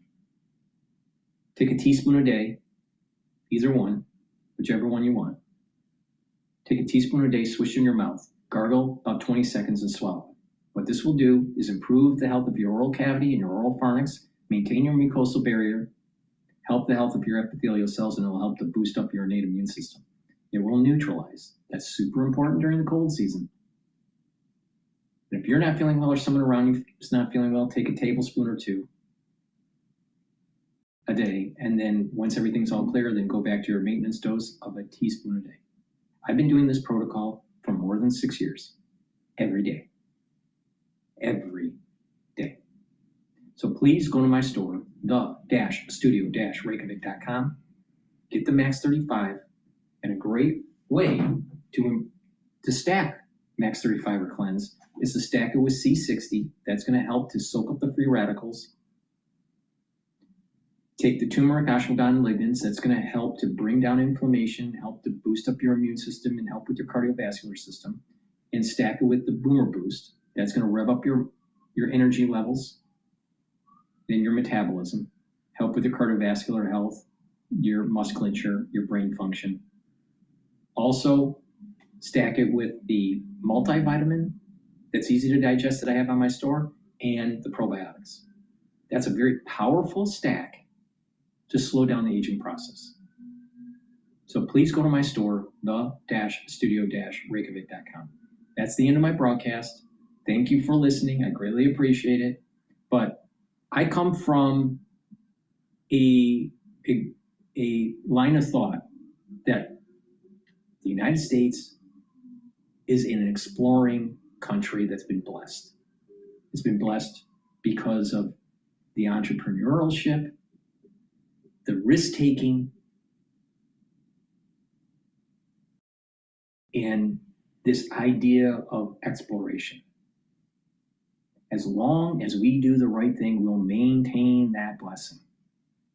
But it is a fact, especially in modern times of this century, the 21st century, 80% of the population is lazy. 80% of the population is not doing what they should be doing to make the country better. That's on the Republican side and the Democratic side. That's on the conservative side. That's on also the liberal side. Both sides are wrong. There's only 20% that actually are moving the society forward. Be one of them. Look in the mirror and say, you're part of the problem and how you can make it better, how to make it better. Make your society better. Take extreme ownership and move forward. Thank you for listening and have a nice day.